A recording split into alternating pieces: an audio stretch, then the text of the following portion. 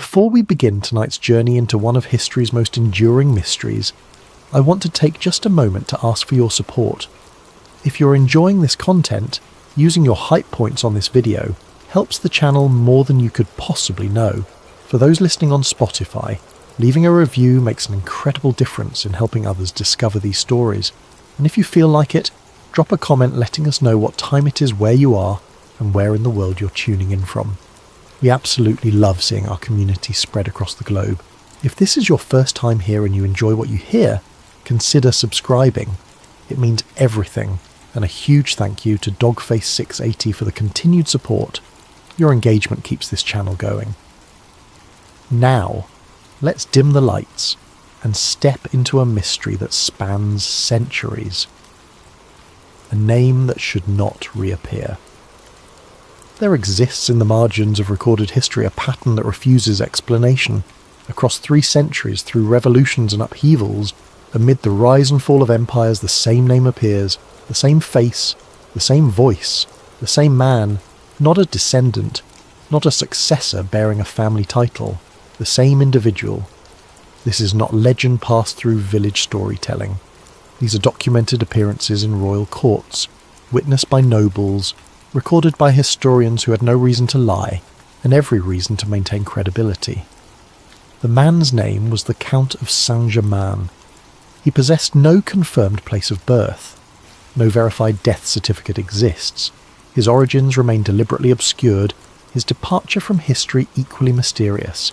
Yet during his documented existence, he demonstrated knowledge that should have been impossible, spoke of events he could not have witnessed, and aged in ways that defied natural law. The central question is not whether Saint-Germain existed. That much is certain. Court records confirm it. Personal letters reference him. Paintings capture his likeness. The question that haunts researchers is far more unsettling. What if certain figures in history are not born in the conventional sense, but rather placed, positioned at critical moments across time, serving purposes we can only begin to comprehend? What if some individuals slip through the cracks of mortality itself? The Count of Saint-Germain represents either the most elaborate deception in European history, or evidence of something far stranger lurking beneath the surface of accepted reality. Tonight we examine the documented facts, the witness testimonies, the impossible coincidences, and the conspiracy theory that suggests this mysterious figure may have discovered something humanity was never meant to possess. The secret of life beyond death itself.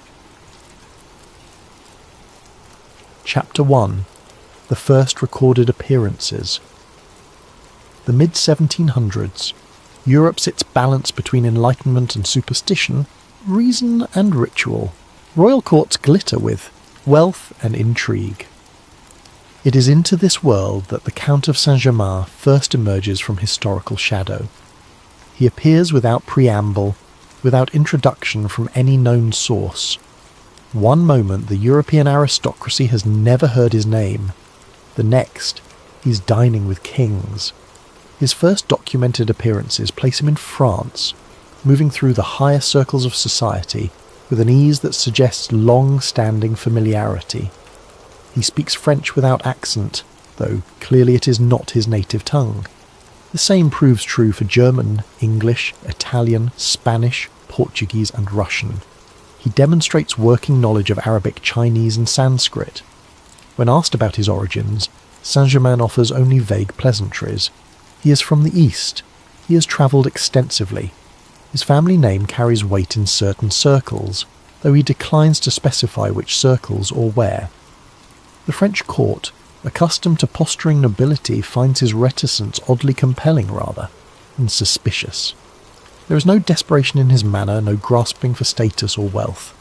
He seems already to possess both, though no one can trace the source. Horace Walpole, the English writer and politician, encounters Saint-Germain in London during this period. In a letter dated sometime in the 1750s, Walpole describes him as a man who has been everywhere, knows everything, and reveals nothing. Walpole notes the Count's remarkable musical ability, his knowledge of chemistry that borders on the supernatural, and his curious habit of speaking about historical events as though he had personally witnessed them. the Count moves to Prussia next, entering the orbit of Frederick the Great. Here again, he arrives with no formal introduction, yet gains immediate access to the most protected circles of power. Frederick, known for his sharp intellect and intolerance for fools, welcomes Saint-Germain as both guest and confidant. Records from the Prussian court describe evenings where Saint-Germain would perform on the violin with such mastery that professional musicians refused to play after him. He would discuss military strategy with generals, philosophy with scholars, and art with painters.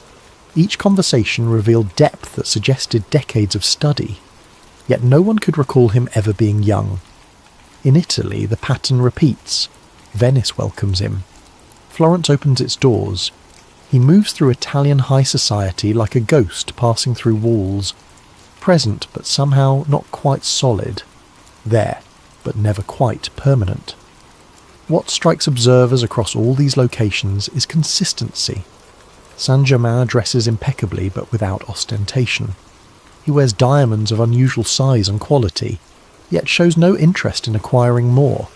He attends dinners but rarely eats, claiming a special diet that sustains his health. He drinks wine but seems never to become intoxicated. His manners reflect perfect aristocratic training, yet carry none of the regional quirks that typically mark a nobleman's upbringing. It is as though he learned courtly behaviour from a universal handbook, rather than through childhood immersion in any particular culture. Most significantly, he demonstrates knowledge that should not exist in a single human lifetime. He speaks casually about the court of Francis I, who died 2 centuries earlier. He describes the personality of Anne Boleyn with the familiarity of personal acquaintance. When pressed, he laughs off such comments as the product of extensive reading and vivid imagination. But those who hear him speak sense something else. The details are too specific, the emotional texture too precise. He does not describe these figures as one recounts facts from books, but as one remembers actual people. The European elite, sophisticated and worldly, finds itself unable to categorize this strange visitor. He is clearly educated, clearly wealthy, clearly connected. But to what? To whom? No family claims him. No nation owns him. He appears to exist outside the normal structures that define identity in 18th century society. And as the years pass, a more disturbing observation begins to circulate in whispered conversations at royal gatherings. The Count of Saint-Germain does not age. Chapter 2. The Man Who Did Not Age. Time leaves marks. This is fundamental to human existence. Children become adults. Adults accumulate lines around their eyes. Hair greys, posture stoops. The body records the passage of years with merciless precision. Except, witnesses insist, in the case of the Count of Saint-Germain. The first whispers emerge perhaps a decade into his documented presence in European society. Nobles who met him in 1750 encounter him again in 1765 and privately remark on his unchanged appearance. Same smooth skin, same dark hair without trace of grey, same upright bearing and energetic movement. One might dismiss a single such observation. Memory proves unreliable. People often look younger than their years, but as more time passes, the observations multiply and become harder to rationalise. A marquise in the French court keeps a detailed diary throughout the 1760s and 70s. In one entry, she recounts a conversation where she mentioned having met Saint-Germain at a gathering hosted by her mother decades earlier, when the marquise herself was a child. She had been perhaps 8 years old at the time. Saint-Germain had looked, she estimated, to be in his mid-40s then. 40 years later, standing before her at another royal function, he appeared exactly the same. Still in apparent middle age, still possessing the vitality of a man in the prime of life. When she raised this observation, Saint-Germain smiled and suggested that perhaps she remembered incorrectly, or perhaps he had a relative who resembled him. The marquise noted in her diary that his explanation satisfied no one who'd been listening to the exchange. Similar accounts emerge from other sources. A Venetian merchant records meeting Saint-Germain in 1755, and again in 1770. The merchant specifically notes the Count's unchanging face, writing that while he himself had grown old and weathered by trade and travel, his companion from 15 years prior showed no such deterioration. Even more striking are the accounts of Saint-Germain's own casual references to the distant past. He does not make these statements as grand claims or attempts to impress. Rather, they slip out in conversation, almost by accident. A musician recalls Saint-Germain critiquing a performance by comparing it to a concert given by a famous composer who had died over a century before. When asked how he could possibly know about such a performance, Saint-Germain paused, seemed momentarily unsettled, then recovered and attributed the knowledge to family stories passed down through generations, but the specificity suggested something else. He described the acoustics of the hall, the clothing of the audience, the particular mistakes the performer made in the third movement. These were not details preserved in family legend. A scholar of languages engaged Saint-Germain in discussion about the evolution of French pronunciation. Saint-Germain, again seemingly without thinking, corrected the scholar's assumptions by providing examples of how certain words were actually spoken in the court of Louis XIV. When the scholar pointed out that no reliable phonetic records existed from that period, Saint-Germain simply smiled and changed the subject. The conspiracy theory begins to take shape not through grand revelations but through accumulated small impossibilities. No single incident proves anything. Each observation can be explained away individually. Misremembering, exaggeration, confusion, family resemblance, extensive research combined with vivid imagination. But together, these accounts sketch a picture that resists conventional explanation. They describe a man who exists outside the normal flow of time, who has somehow found a way to step sideways through history, while the rest of humanity marches forward toward inevitable decay. By the 1770s, Saint-Germain's apparent agelessness has become the subject of polite speculation among the aristocracy. No one accuses him directly. European manners forbid such directness, but the whispers persist. Some suggest he has discovered an alchemical secret. Others propose he possesses a rare medical condition that preserves youth. A few, usually after significant amounts of wine, wonder aloud if he might be something other than human entirely. Saint-Germain himself seems unbothered by the speculation. He continues attending functions, engaging in conversation, pursuing his mysterious projects. If he knows that half of Europe is quietly questioning his nature, he shows no concern. Perhaps because he has already survived similar scrutiny for far longer than anyone suspects. Perhaps because he knows that suspicion without proof is merely gossip, and gossip without evidence eventually fades. Or perhaps because he understands something about human nature that his observers do not. That people will ultimately choose a comfortable lie over an uncomfortable truth, and the truth of his existence is far too uncomfortable for 18th century minds to accept. The question persists across decades. Was the Count of Saint-Germain simply a skilled deceiver trading on resemblance and research? Or was something much stranger walking among the crowned heads of Europe, hiding in plain sight behind a veil of charm and careful evasion? The evidence, such as it is, leans disturbingly toward the latter. Chapter 3: Alchemy and Forbidden Knowledge. In an age caught between the last flames of mysticism and the rising light of rational science, alchemy occupied a peculiar position. Publicly mocked by Enlightenment thinkers as medieval superstition, it was simultaneously pursued with deadly seriousness behind closed doors by some of the wealthiest and most powerful individuals in Europe. The Count of Saint-Germain positioned himself at this exact intersection of dismissed magic and hidden practice. His knowledge of chemistry was undeniable and documented. He could discuss metallurgy with master craftsmen and reveal techniques they had never encountered. He understood the properties of minerals and gems with precision that suggested either extensive study or hands-on experience spanning decades. Most famously, he claimed the ability to remove flaws from diamonds. This was not merely impressive in terms of value. The technical process would require understanding crystalline structure at a level not formally achieved by science for another century. Yet multiple witnesses reported seeing Saint-Germain take flawed stones and return them, days or weeks later, visibly improved. Countess von Georgi, a wealthy collector of precious gems, recorded her own experience with Saint-Germain's abilities. She possessed a diamond of significant size, but marred by visible inclusions that reduced its worth substantially. Saint-Germain examined it briefly, then asked if she would trust him with it for 3 weeks. She agreed, though she admitted later to some nervousness about releasing such a valuable item to someone whose permanent residence remained unknown. He returned the stone exactly 21 days later. The inclusions had vanished. The diamond's clarity had improved from what modern gemologists would classify as heavily included to nearly flawless. The Countess had the stone examined by 3 separate jewellers, all of whom confirmed the change but could not explain it.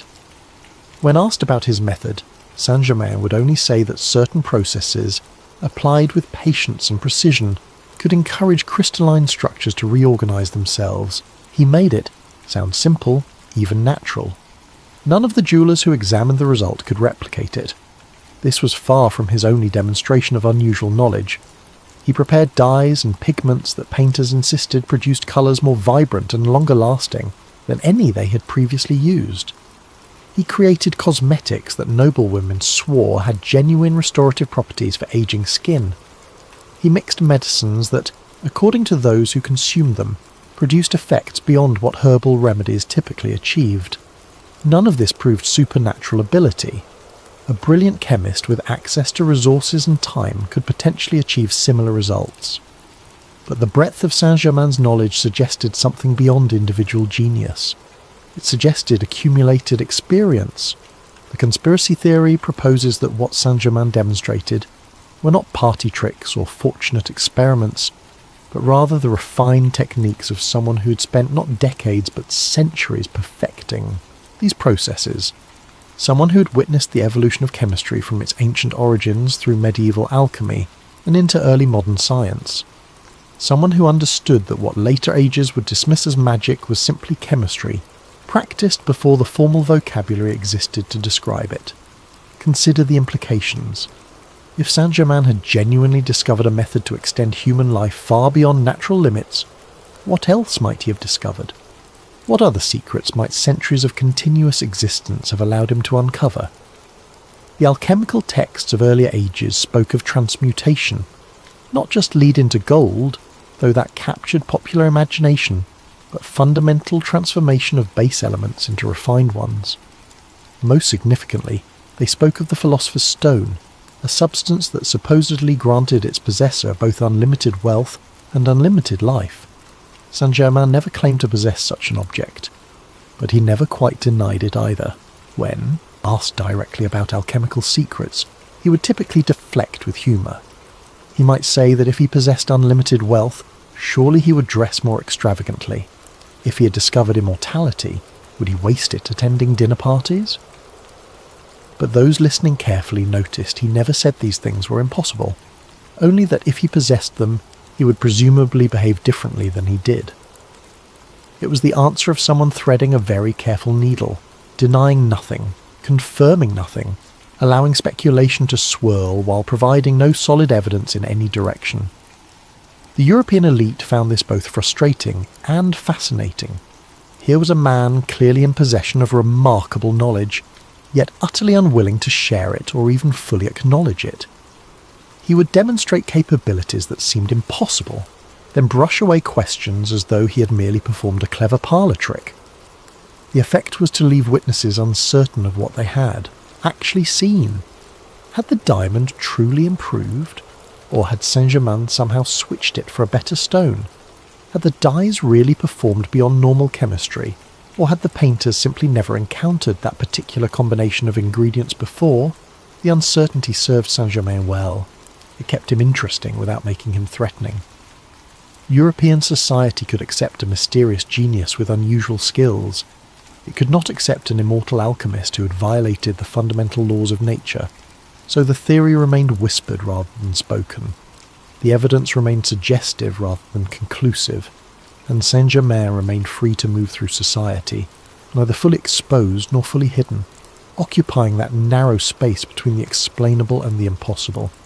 But the question lingered then and lingers still. What had this man actually discovered?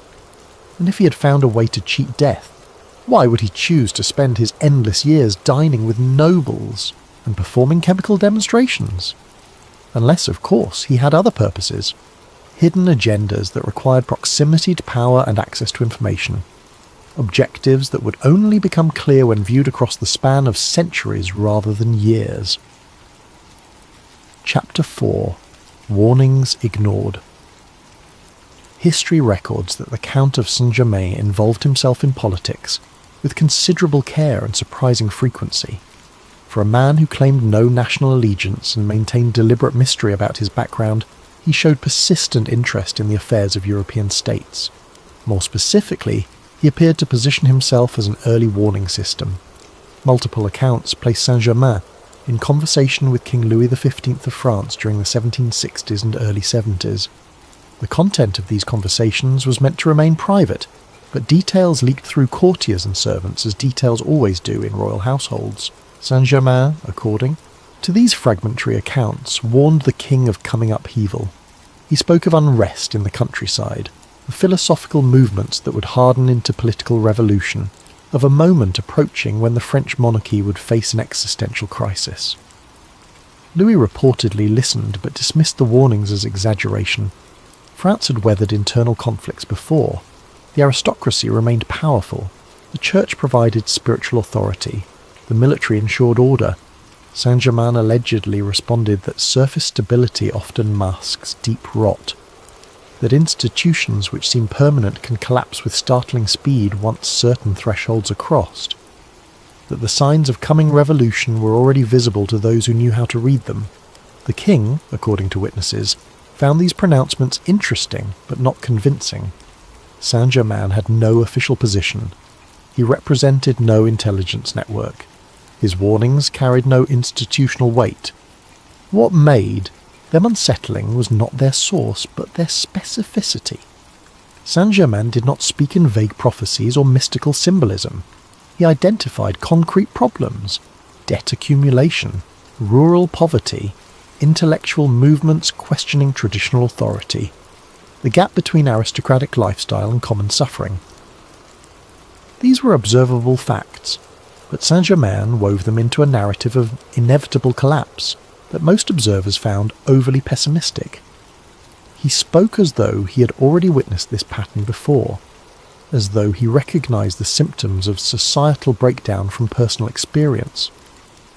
When asked how he could be so certain of future events, Saint-Germain reportedly responded that history moves in patterns, that those who study these patterns across sufficient time can begin to recognize when certain outcomes become not just possible, but probable. It was the answer of a historian, or of someone who had lived through similar cycles before. The warnings went unheeded. Louis XV died in 1774. His grandson Louis XVI inherited an increasingly unstable situation. 15 years later, the Bastille fell. 5 years after that, the king and queen faced execution. Everything Saint-Germain had warned about came to pass. This sequence of events could be coincidence. An intelligent observer in the 1770s could have recognized warning signs and extrapolated likely outcomes. Political instability tends to follow predictable patterns. Someone well read in history might have simply made educated guesses. But the conspiracy theory suggests a different interpretation. Saint-Germain spoke with certainty because he had witnessed similar revolutions before, because he had stood in other courts, in other centuries, and watched the same pattern unfold. Because when you have lived long enough, you begin to see the repetitions. The French example was not isolated. Records place Saint-Germain in Russia before the death of Empress Elizabeth. He allegedly advised against certain policies that would create resentment among the nobility. His advice was not taken. Political instability followed. He appeared in Austria during a period of diplomatic tension. Contemporary accounts suggest he advocated for particular treaty arrangements that might preserve peace. Those arrangements were not pursued. Conflict erupted.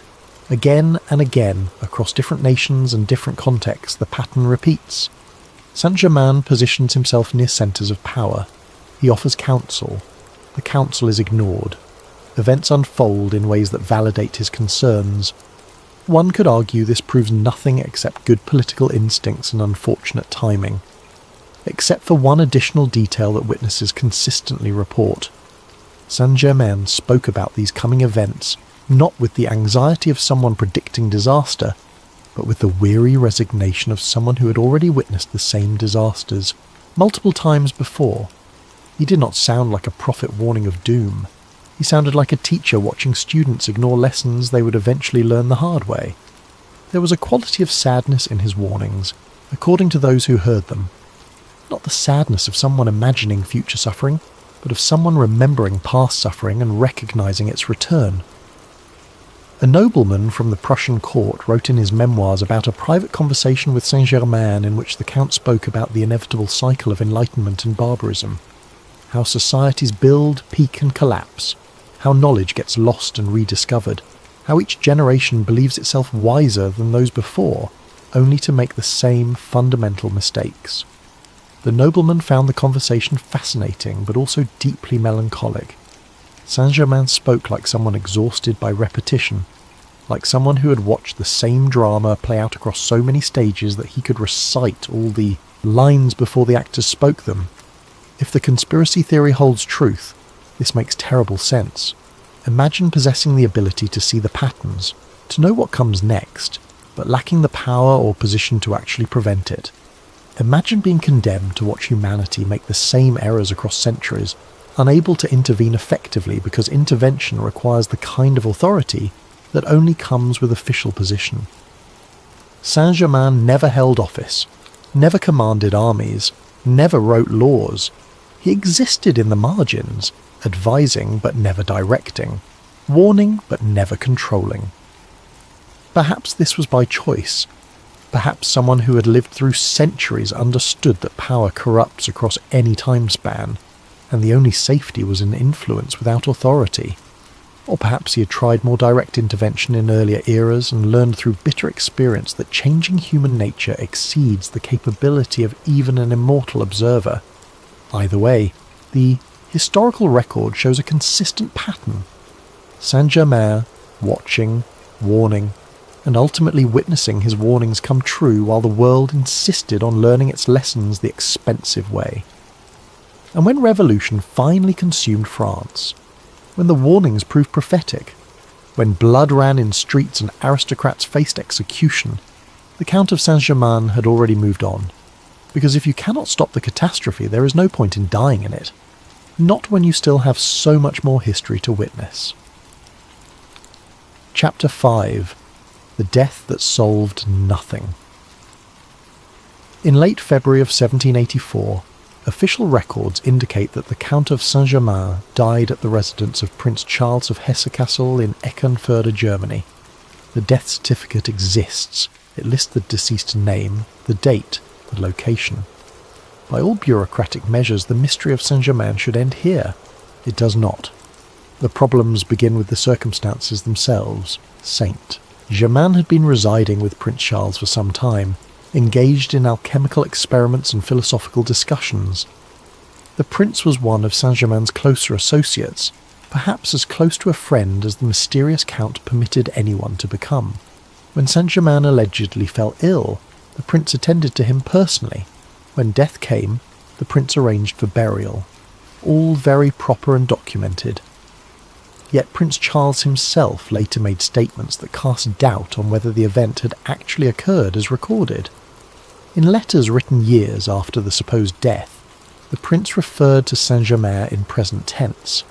He spoke of the count's work continuing. He alluded to communications received and meetings held. When questioned about these references by confused correspondents, the prince would become vague or suggest that perhaps he misspoke.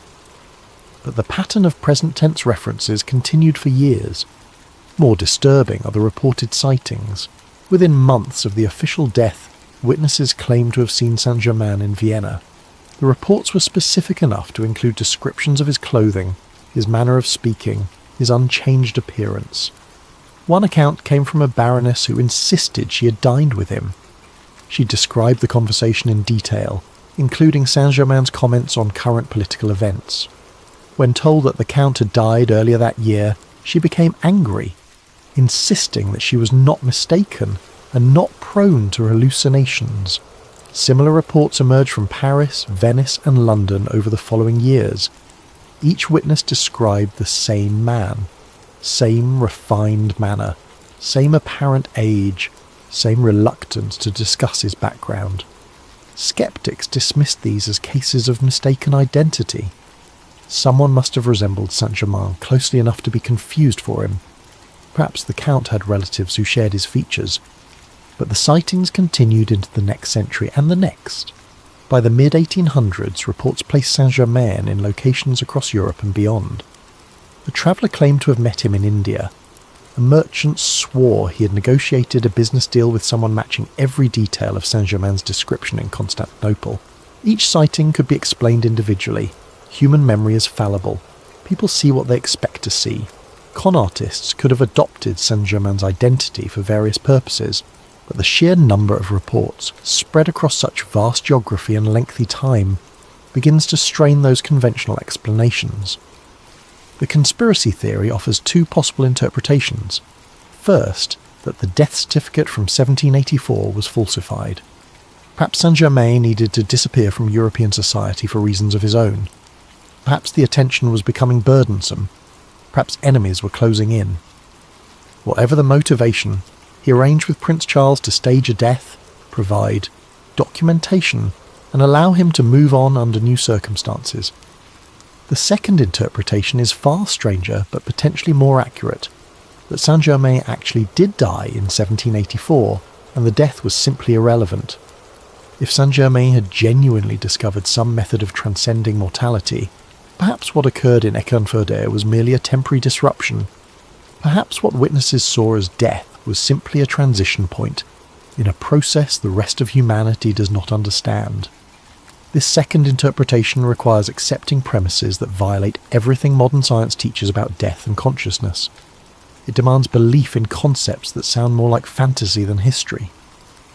Yet the witness testimony persists. The reports continue. The sightings accumulate across decades and centuries. A particularly intriguing account comes from the late 1800s. A journalist investigating spiritualist movements interviewed a woman who claimed regular contact with advanced spiritual entities. During the interview, she described one entity who visited in physical form rather than through channeling. Her description matched Saint-Germain precisely, down to details about his speech patterns, his courtesy, his habit of deflecting personal questions. She knew nothing of the historical Count, had no prior knowledge of his documented existence in the 1700s.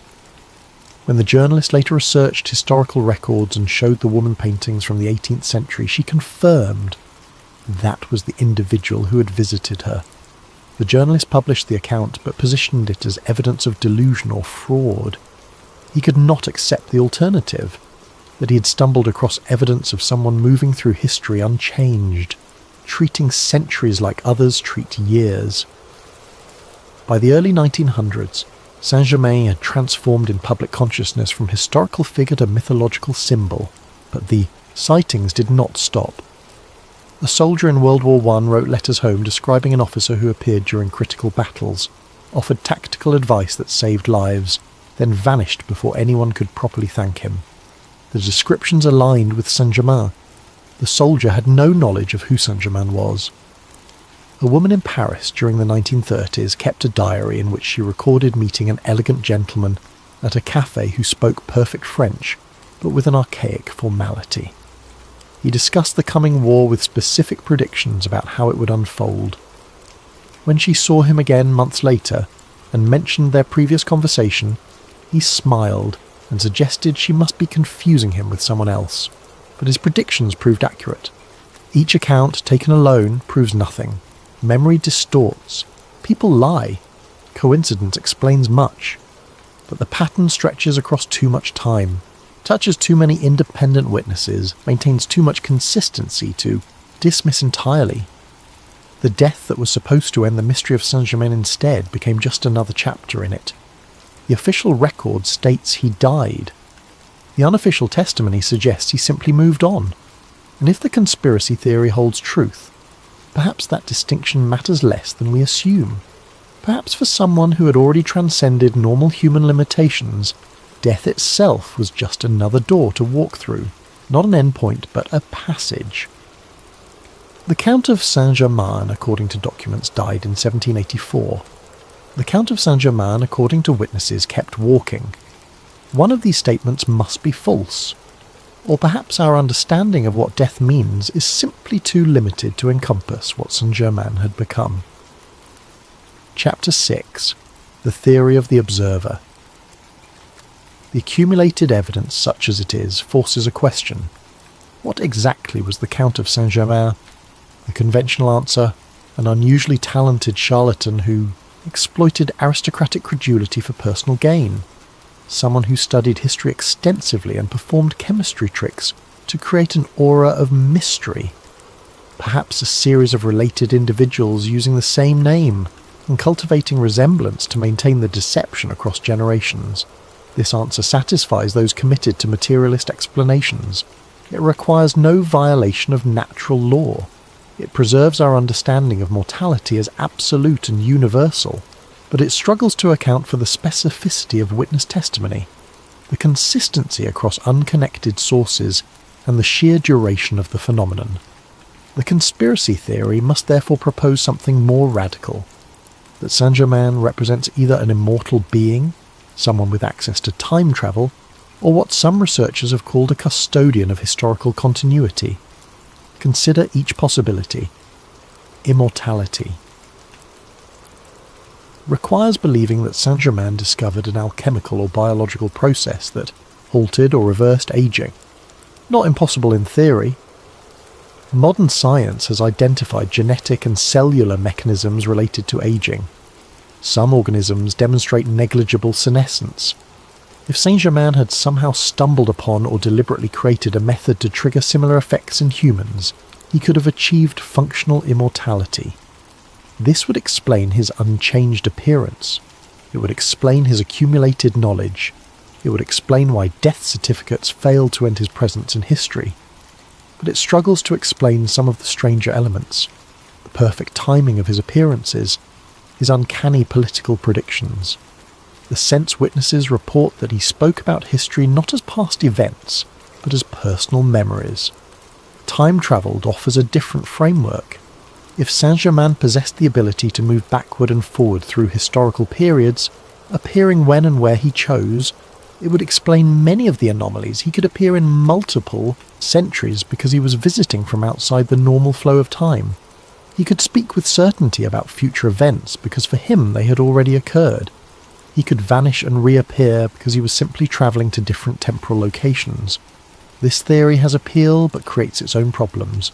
It requires accepting technology or capability that seems impossible even by modern standards. It suggests that someone or something provided Saint-Germain with abilities far beyond anything humanity has achieved. The third option, the custodian theory, takes a different approach. Perhaps Saint-Germain is not a single individual at all, but rather a role. A position that different entities occupy across time, serving a function we do not fully understand. The role of observer. This theory suggests that there exist in reality certain individuals tasked with watching history unfold, maintaining records, offering guidance when appropriate but never directly controlling events. They appear during periods of instability or transition because those are the moments when their observation becomes most critical. They do not intervene with force because intervention is not their purpose. They witness, they advise, they warn, but ultimately they allow human history to develop according to its own internal logic. Saint-Germain, in this framework, would be either one observer who has maintained the role across centuries, or a title passed between different observers who share certain characteristics and training. This would explain the consistency of description combined with the impossible longevity. It would explain why Saint-Germain appeared during revolutionary periods across different nations. It would explain his access to power combined with his lack of official position.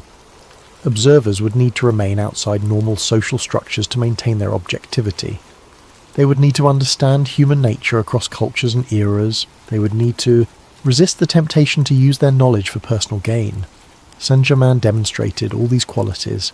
He refused wealth when it was offered. He declined official positions when they would have granted him power. He maintained distance from personal relationships that might have compromised his independence. The conspiracy theory proposes that these were not random character traits, but rather the disciplines of someone fulfilling a specific role. Someone who understood that observation requires detachment, that knowledge must not become control, that witnessing history means accepting its tragedies without preventing them. But if this theory holds truth, it raises the most disturbing question of all. Who assigned this role? Who decided that human history needed observation? And what did the observers do with the information they collect? Are they reporting to some higher authority? Preserving records for purposes we cannot fathom? Or are they simply bearing witness because consciousness itself demands that someone remember, someone understand, someone maintain continuity across the chaos? The Count of Saint-Germain, by this interpretation, was never meant to be understood. He was meant to watch while the rest of humanity lived and died and forgot.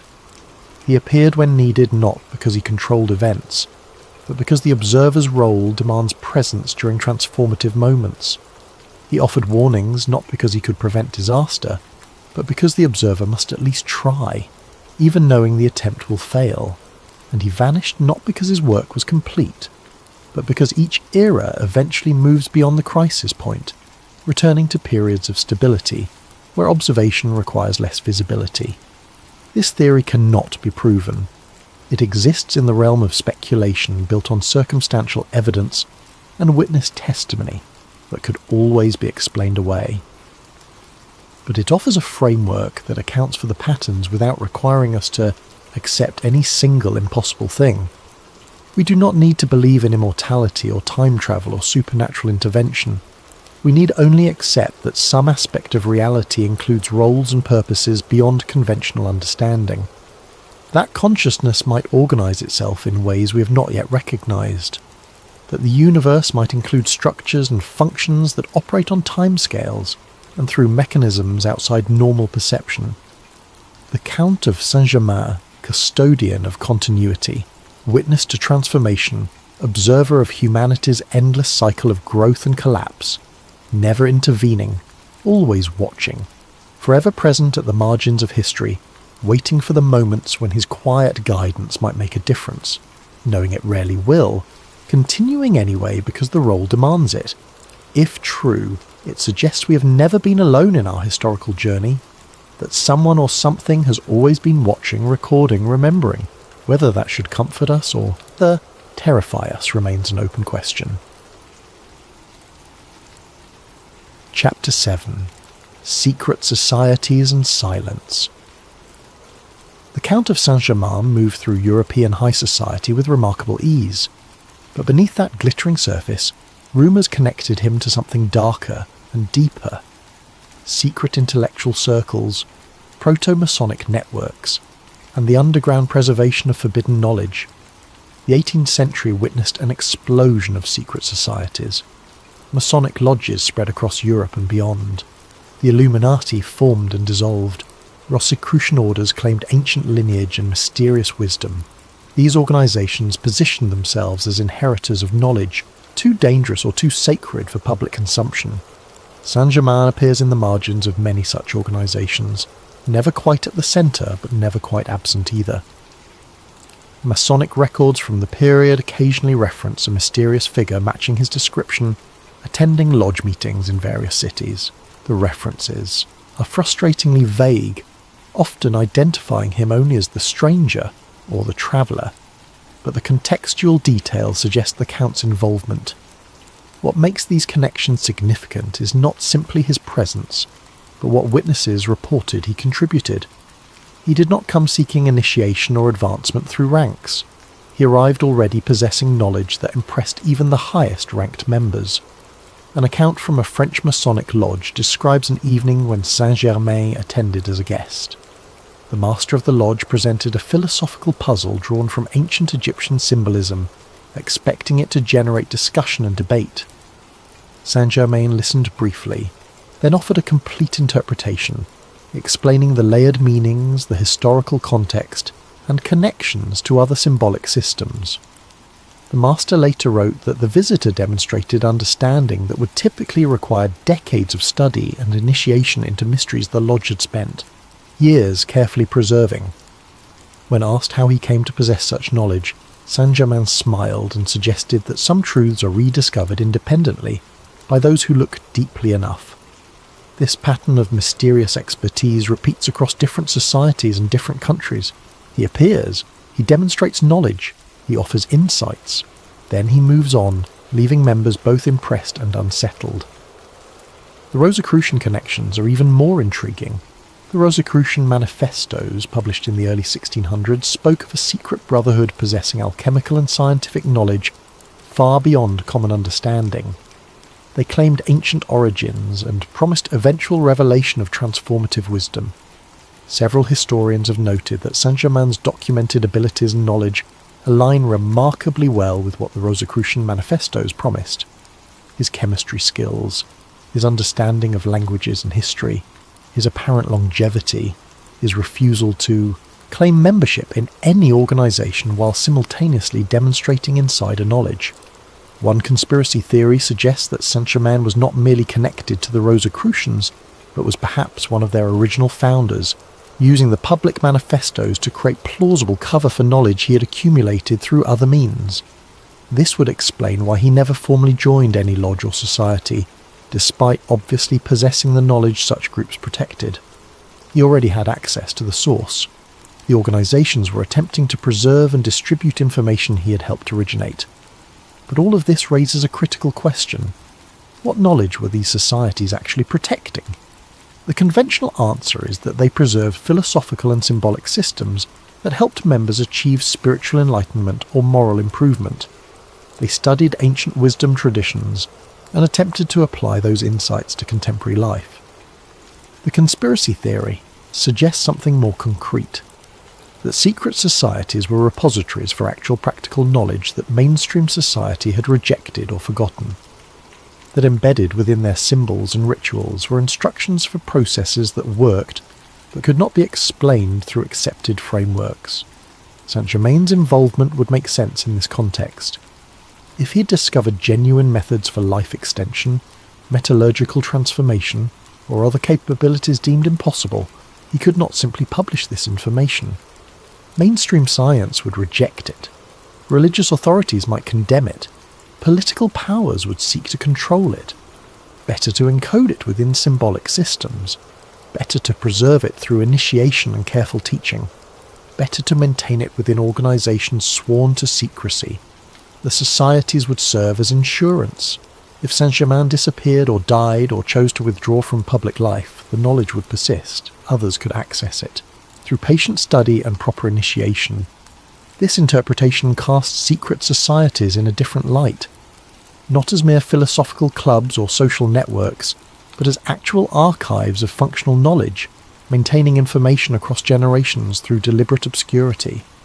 Saint-Germain's connections would represent his insurance policy, his way of ensuring that whatever he had discovered would not die with him. Of course, no direct proof exists for any of this. Secret societies by definition keep their actual work secret. What appears in public records and historical documents represents only the surface layer, the acceptable face shown to external observers, what happened in private meetings, what knowledge actually passed between initiates, what methods actually worked versus what existed purely as symbol or aspiration. These questions remain locked behind oaths of secrecy that extended beyond death. But the patterns suggest protection. Saint-Germain appeared to have access to power structures that should have been closed to someone with no official status. He moved through Europe pursued by no serious investigation, despite his obvious wealth of mysterious origin. He demonstrated capabilities that should have attracted dangerous attention but somehow remained free to continue his work. This level of protection typically requires institutional backing, the kind of backing that comes from being embedded within networks powerful enough to shield their members from conventional authority. Secret societies of the period operated across national boundaries. They included members from aristocracy, military, clergy, and commerce. They could provide identity papers, safe houses, communication networks, and political influence. For someone like Saint-Germain, these societies would have been essential. They allowed him to maintain his mystery while still accessing the resources needed to continue whatever purposes drove his centuries-long presence, and, in return, what he offered them was infinitely more valuable. Confirmation that their systems, their symbols, their carefully guarded secrets actually pointed towards something real. That alchemy was not just metaphor, but method. That spiritual transformation was not merely psychological, but potentially physical. That the promises embedded in their rituals were not empty hopes, but coded instructions. If even a fraction of this theory holds truth, it reframes the entire history of secret societies. They become not curious historical footnotes, but essential infrastructure for preserving knowledge that official history had rejected. And the Count of Saint-Germain becomes their proof of concept, walking evidence that the impossible could be achieved, living testimony that their most carefully guarded secrets were worth protecting. The societies maintained silence about Saint-Germain not to protect themselves, but to protect him. Because if the world understood what he represented, the questions that would follow would threaten everything they had built. Better to keep the mysteries mysterious. Better to let the Count remain an enigma, moving through history in shadow, witnessed but never exposed, present but never proven. The silence was not conspiracy in the sinister sense. It was preservation, safeguarding both the knowledge and the person who embodied it, and perhaps, somewhere in the archives of organisations that still exist today, records remain, documents that name the unnamed visitor, journals that describe the demonstrations, instructions passed down through careful initiation, or perhaps the Count took his secrets with him when he finally chose to withdraw entirely from human observation, leaving only symbols, stories, and the echo of what once was possible. Chapter 8: The Ascended Master Transformation. By the late 19th and early 20th centuries, the Count of Saint-Germain underwent a curious transformation in public consciousness. He shifted from historical figure to spiritual symbol, from mysterious nobleman to what various mystical movements termed an ascended master. This change began with Theosophy, the spiritual movement founded by Helena Blavatsky in the late 1800s. Theosophical teaching spoke of highly evolved spiritual beings who had transcended ordinary human limitations and now guided humanity's spiritual development from higher planes of existence. Saint-Germain was identified as one of these ascended masters. According to theosophical doctrine, he had achieved spiritual enlightenment that freed him from the cycle of death and rebirth. He now existed in a perfected spiritual body, appearing in physical form when necessary to guide humanity, but primarily operating from dimensions beyond normal perception. This interpretation had appeal. It explained his apparent immortality without requiring acceptance of physical alchemy. It accounted for his vast knowledge by positioning it as spiritual rather than merely intellectual advancement. It transformed the mystery of his disappearances into evidence of his transcendent nature. Later movements built on this foundation. The I Am activity, founded in the 1930s, placed Saint-Germain at the centre of its teachings.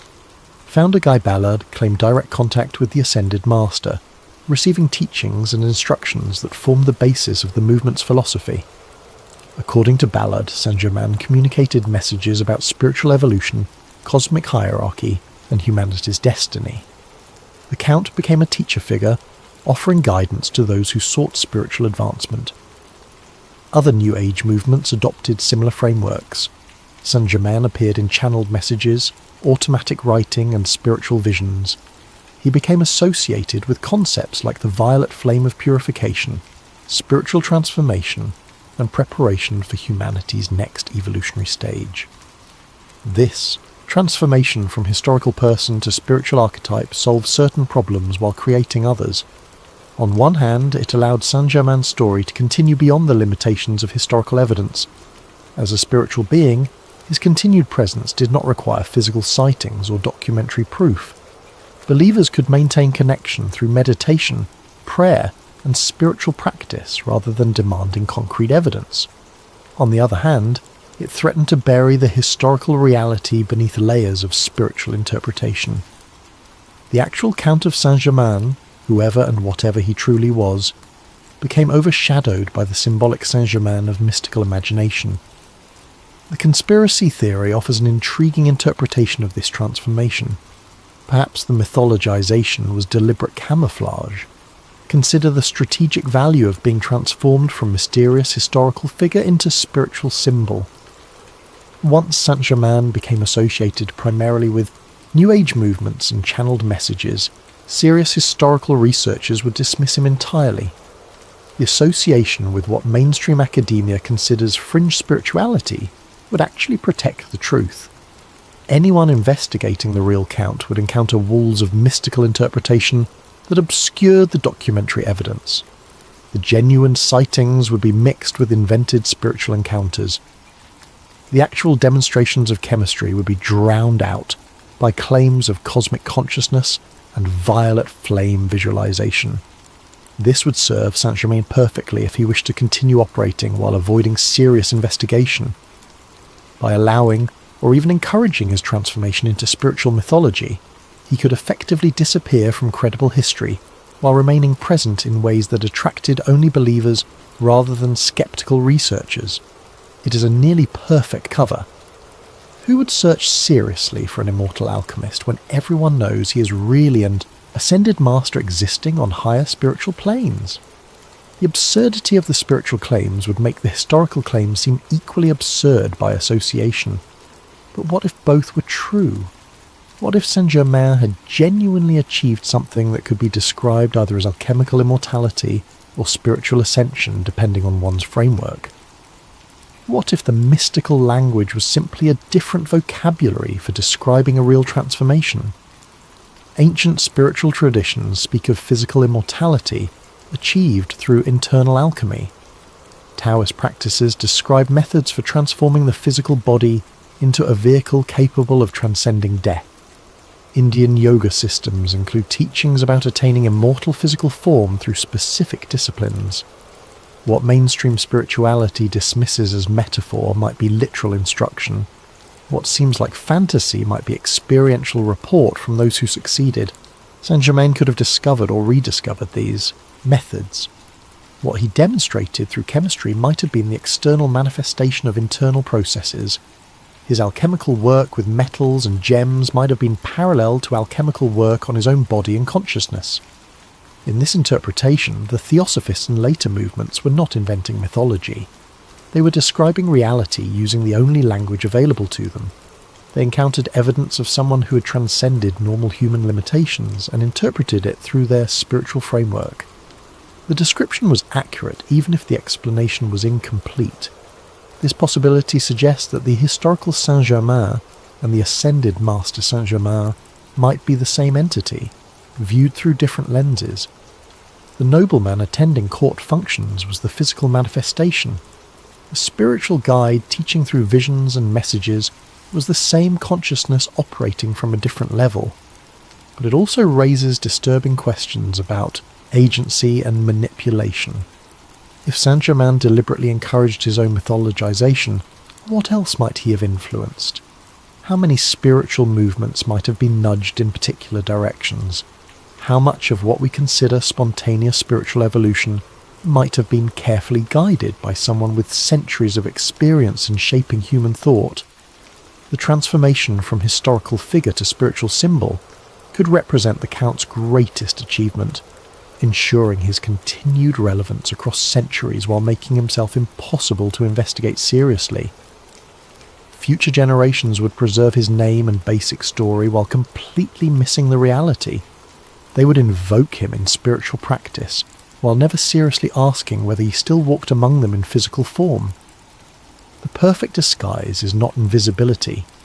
It is being seen but misidentified, being present but categorized as absent, existing while being classified as mythological.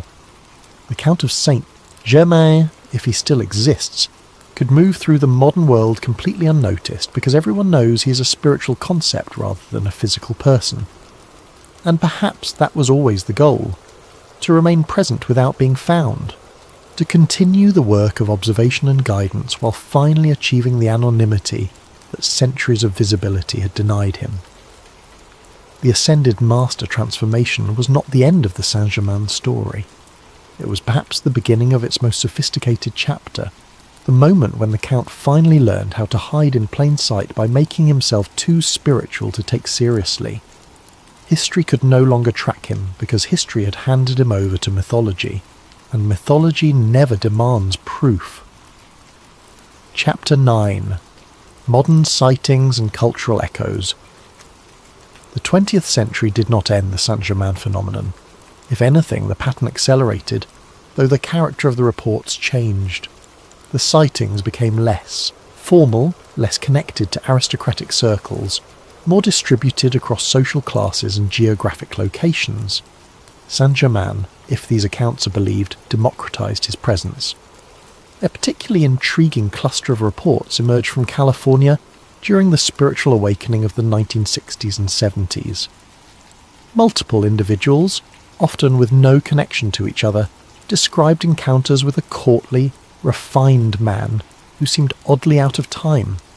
He would appear at spiritual gatherings, listen quietly to discussions, then offer observations that demonstrated comprehensive understanding of esoteric traditions from multiple cultures. When asked about his background, he would deflect gracefully and disappear before anyone could gather detailed information. One woman kept meticulous records of her encounter at a meditation center in Marin County. She described a visitor who attended an evening lecture on alchemy and consciousness. After the formal presentation, the visitor approached the speaker and, with perfect courtesy, corrected several historical points. The speaker, irritated at being challenged, demanded to know the visitor's credentials. The man smiled and said he had simply read extensively on the subject. Then he proceeded to discuss alchemical texts in their original languages, demonstrating knowledge that went far beyond casual reading. The woman recorded that the visitor's manner of speaking reminded her of period films set in the 1800s, not in accent exactly, but in cadence and formality. He used grammatical constructions that felt archaic but not forced, as though English was a language he had learned long ago and never quite updated. When she attempted to find him after the evening concluded, he had vanished. None of the other attendees knew his name or how he had learned about the gathering. The meditation centre had no record of anyone matching his description. Similar accounts appeared throughout the period. A mysterious gentleman at a Berkeley bookstore who could discuss Hermetic philosophy in Greek. An unnamed guest at a Topanga Canyon gathering who demonstrated knowledge of medieval mysticism that surprised even the experts present. A visitor to Esalen who spoke about consciousness expansion as though from personal experience spanning centuries. Each sighting could be dismissed individually. California in the 60s and 70s attracted many eccentric scholars and spiritual seekers, but the consistency of descriptions, the pattern of deep knowledge combined with mysterious identity, suggested something beyond coincidence. The reports extended beyond California.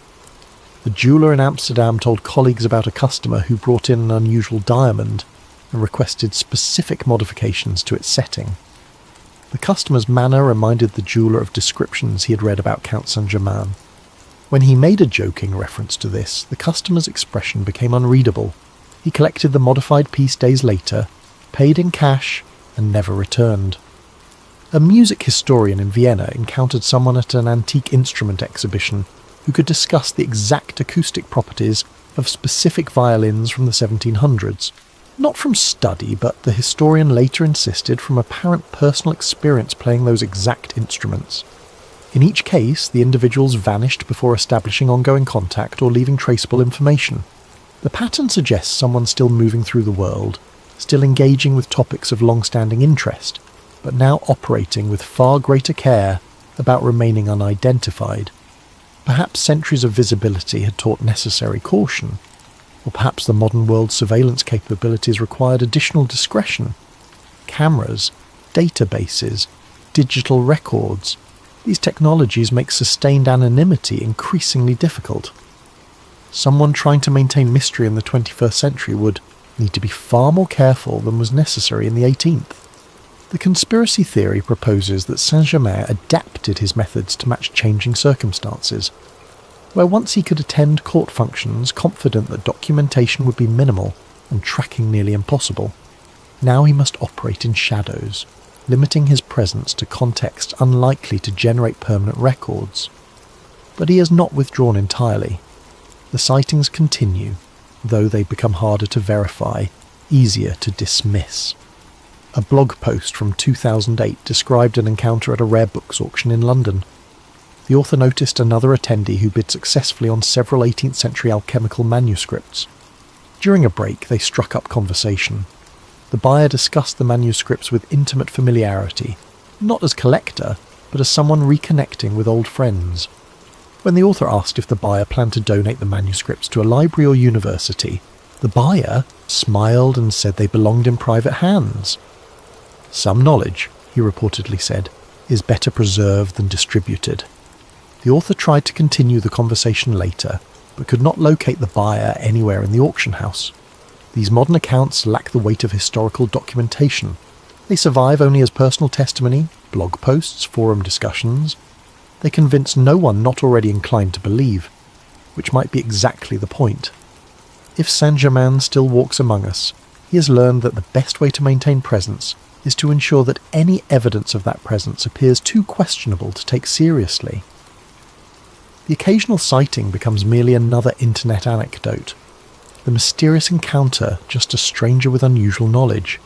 The unexplained disappearance simply someone who valued privacy. Modern skepticism provides better cover than 18th century aristocratic discretion ever did. But perhaps the most interesting shift is cultural rather than evidential.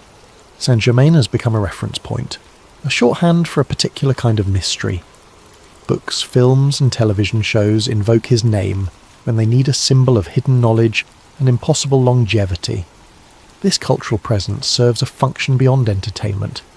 It normalizes the idea of someone moving through history unchanged.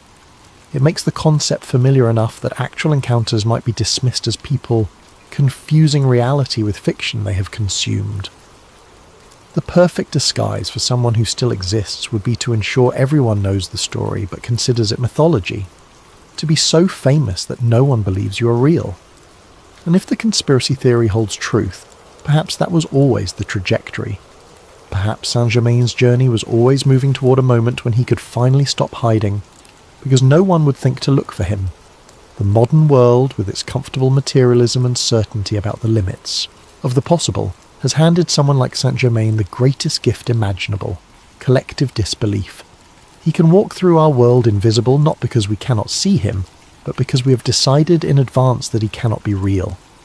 And so he persists, witnessed but unconfirmed, present but unproven, continuing whatever purposes have sustained him across centuries, while we look past him toward more acceptable explanations.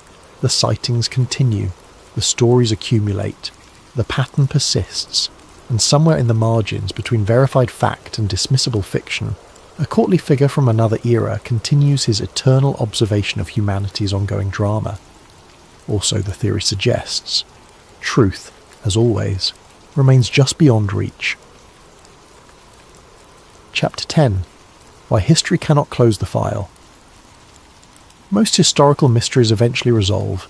New documents surface. Scholars develop consensus. The pieces fit together into coherent narrative. Questions that once seemed impossible to answer yield to patient research. The Count of Saint-Germain resists this pattern. Centuries of investigation have produced no birth certificate, no baptismal record, no family tree linking him to any established lineage. He appears in European society fully formed, adult and educated, with no documented childhood or adolescence. This absence is not simply gap in record keeping. Researchers have examined archives across Europe. They have investigated noble families that might have produced him. They have traced every hint and rumour about his possible origins. Nothing conclusive emerges. Every lead evaporates. Every connection proves insufficient. Similarly, no verified death permanently closes his story. The 1784 death certificate exists, but as we have seen, it solves nothing. Sightings continue, witnesses multiply, The pattern persists beyond what official documentation claims ended. Modern researchers find themselves in a paradox. The evidence for Saint Germain's existence is overwhelming. Dozens of contemporary sources confirm his presence. Paintings depict him, letters mention him. Court records place him in specific locations at specific times. But the evidence for who he actually was, where he came from, and what happened to him remains impossibly thin. This should not be possible. 18th century Europe was not some pre-literate society, where people appeared and disappeared without trace. Records were kept. Noble families documented their lineages obsessively. Movements across borders required papers and permissions. Yet Saint-Germain navigated all of this while leaving almost no official trail. Just enough to confirm his presence, never enough to reveal his nature. The descriptions from witnesses maintain remarkable consistency. Different people in different countries over different decades describe the same individual. Same appearance, same mannerisms, same patterns of knowledge and behaviour. This consistency defies the usual degradation of information across time and distance. Normally, when a story passes through multiple witnesses, details shift, exaggerations creep in, contradictions appear, the signal degrades. With Saint-Germain, the signal remains surprisingly clear. Whether someone met him in 1755 or 1775, whether the encounter occurred in Paris or Vienna, the description stays consistent. He was of medium height, elegant but not ostentatious in dress, dark hair without grey, courteous manner, multilingual, knowledgeable about chemistry, music, history and philosophy, reluctant to discuss his background, apparently unchanged by passing years. These are not vague generalities. They are specific, repeated observations from credible witnesses who had no reason to coordinate their accounts. The coincidences accumulate. Saint-Germain appears during periods of political instability across multiple nations. His warnings consistently prove accurate. His chemical demonstrations succeed in ways witnesses cannot explain. His access to power persists despite lacking official position. Any single coincidence might be dismissed, but the pattern as a whole begins to strain conventional explanation. Skeptics argue that we are seeing ordinary events reinterpreted through the lens of mystery, that Saint-Germain was simply a skilled con artist who exploited noble credulity, that the consistency of descriptions merely reflects nobles copying each other's accounts, that the whole phenomenon can be explained through psychology and social dynamics. These explanations have merit. They require no violation of natural law. They preserve our understanding of reality as bound by familiar limits, but they struggle with the details. Con artists typically leave victims. Saint-Germain apparently defrauded no one. His interactions with nobility were social rather than financial. He neither asked for money nor accepted positions that would have provided it. What was his angle? What did he gain from the deception? The usual answer is status and comfort, but he possessed both and seemed uninterested in expanding either. If anything, he appeared to minimize his presence rather than maximize it. Similarly, the coordinated deception theory fails to explain reports from witnesses who knew nothing of each other. A merchant in Venice had no contact with a composer in Paris, yet their descriptions of Saint-Germain line perfectly. The file remains open because no theory fully accounts for all the evidence. Accepting Saint-Germain as merely human requires ignoring too many strange details. Accepting him as something more requires abandoning too many foundational assumptions about reality. We are left in the uncomfortable middle, unable to prove the extraordinary claims, unable to fully dismiss them. This is not the territory of solved mystery. This is the realm of permanent ambiguity, of questions that resist answering regardless of how much evidence accumulates. The Count of Saint-Germain exists in historical record. This much is certain. What he actually was remains speculation. Was he immortal? A time traveller? A series of related individuals maintaining a deception? An ascended master? A custodian of hidden knowledge? A brilliant charlatan? All of these theories have adherents and arguments. None has proof sufficient to end debate. The mystery persists because it is structured to persist. Every question opens another. Every answer generates new uncertainties. The closer we examine the evidence, the more it seems to shift and reconfigure. Perhaps this is coincidence. Perhaps we are simply missing key documents that would resolve everything. Somewhere in an archive or private collection, perhaps the answers sit waiting to be discovered. Or perhaps the mystery was designed never to be solved. Perhaps Saint-Germain understood exactly how to position himself at the edge of proof, present enough to be remembered, absent enough to resist confirmation. Perhaps the entire phenomenon was carefully constructed to maintain exactly this level of uncertainty. Enough evidence to intrigue, never enough to conclude. If so, it represents mastery not just of alchemy or time, but of information itself, the ability to control what can be known about oneself across centuries. And if the conspiracy theory holds any truth, perhaps that control continues. Perhaps someone, somewhere, still curates the Saint-Germain mystery, adding occasional sightings, ensuring certain documents remain hidden while others surface, maintaining the pattern while preventing resolution. The file cannot close because someone does not want it closed. The mystery persists because mystery serves a purpose we do not fully understand. History demands answers. The Count of Saint-Germain offers only more questions, and somewhere in that gap between what we can prove and what we cannot dismiss, the truth resides. Unknowable, unprovable, undeniable. Epilogue. The role that remains. We have journeyed through centuries of mystery, examined witness testimony and historical documents, considered theories ranging from the mundane to the impossible. We stand now where every investigator of the Saint-Germain phenomenon eventually stands, uncertain. If we accept the most extraordinary interpretation, if we believe the conspiracy theory that suggests the Count of Saint-Germain was something beyond normal human, we must ask a final question. Why? What purpose would drive someone to maintain such presence across centuries?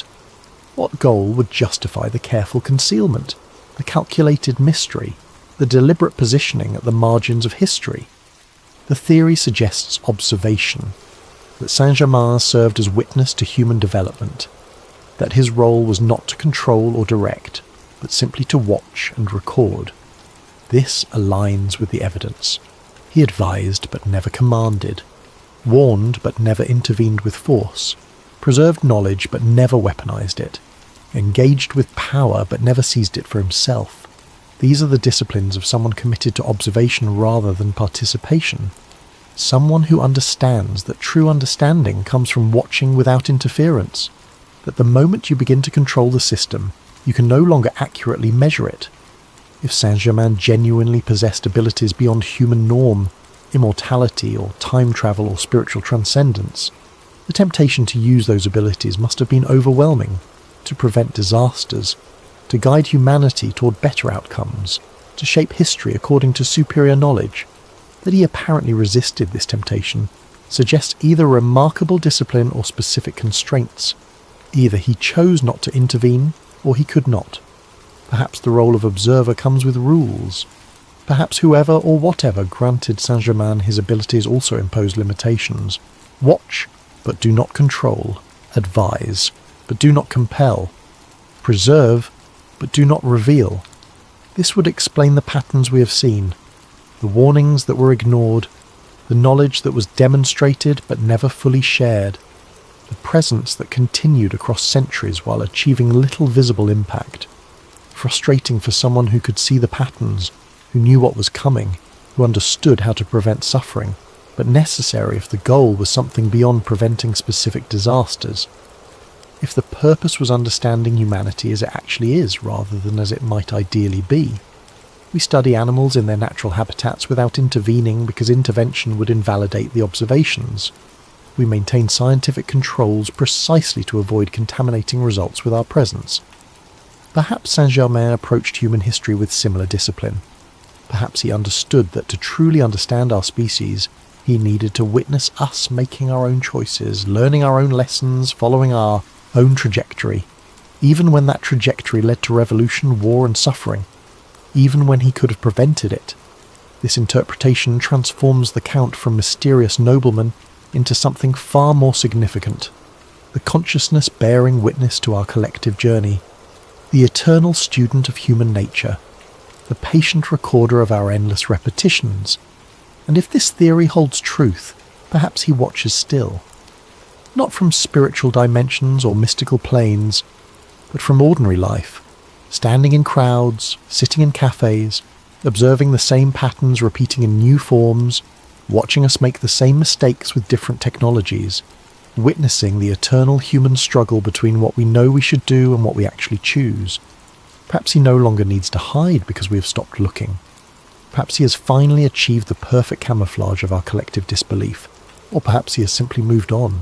Perhaps after witnessing enough centuries of human behaviour, the patterns became clear enough that continued observation became redundant. Perhaps the project, whatever it was, reached completion. We cannot know. The evidence never becomes sufficient to close the questions.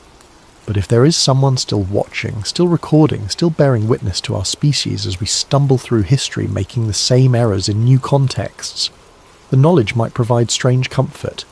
It suggests we are not alone, that our story matters enough to be witnessed, that consciousness somewhere recognizes value in observing our journey even when we cannot see it ourselves. The Count of Saint-Germain, real or myth, historical figure or spiritual archetype, represents something humanity needs.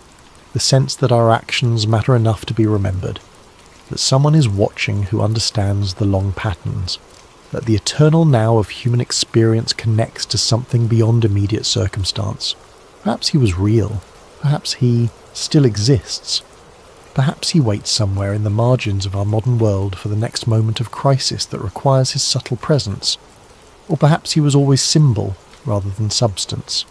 A story we tell ourselves about the possibility of transcendence, about knowledge that persists when civilizations fall, about consciousness that endures when bodies fail. Either way, the mystery remains, the questions persist, and somewhere between the documented and the impossible, the Count of Saint-Germain continues to exist, neither proven nor disproven, neither dead nor fully alive in history, neither forgotten nor truly remembered, eternal in the only way that matters, as a question that refuses to be answered. The file remains open, not because we lack information, but because the information we possess refuses to resolve into certainty. And perhaps that was always the point. Perhaps the Count's greatest achievement was not immortality or time travel or chemical mastery, but the construction of a mystery sophisticated enough to survive centuries of investigation while maintaining perfect ambiguity.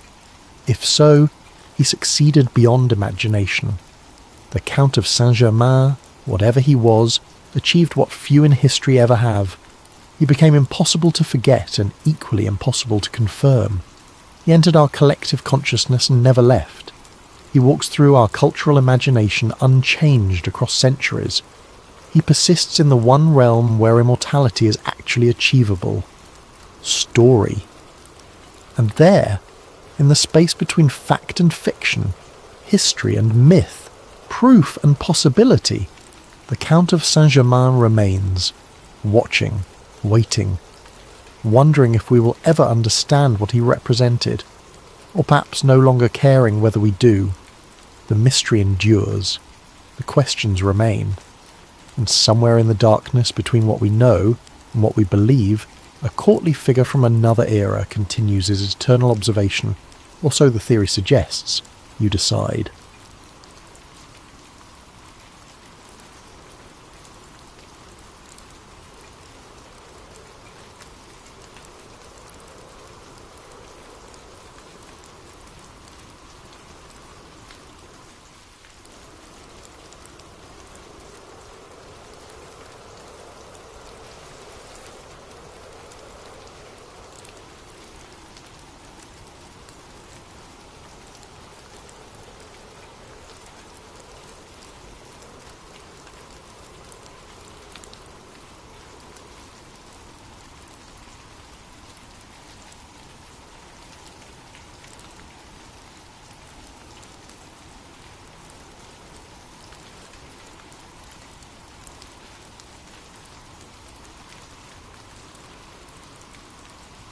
Before we begin, If you're enjoying this story and want to support the channel in a way that helps more than you could possibly know, please consider using your hype points on this video.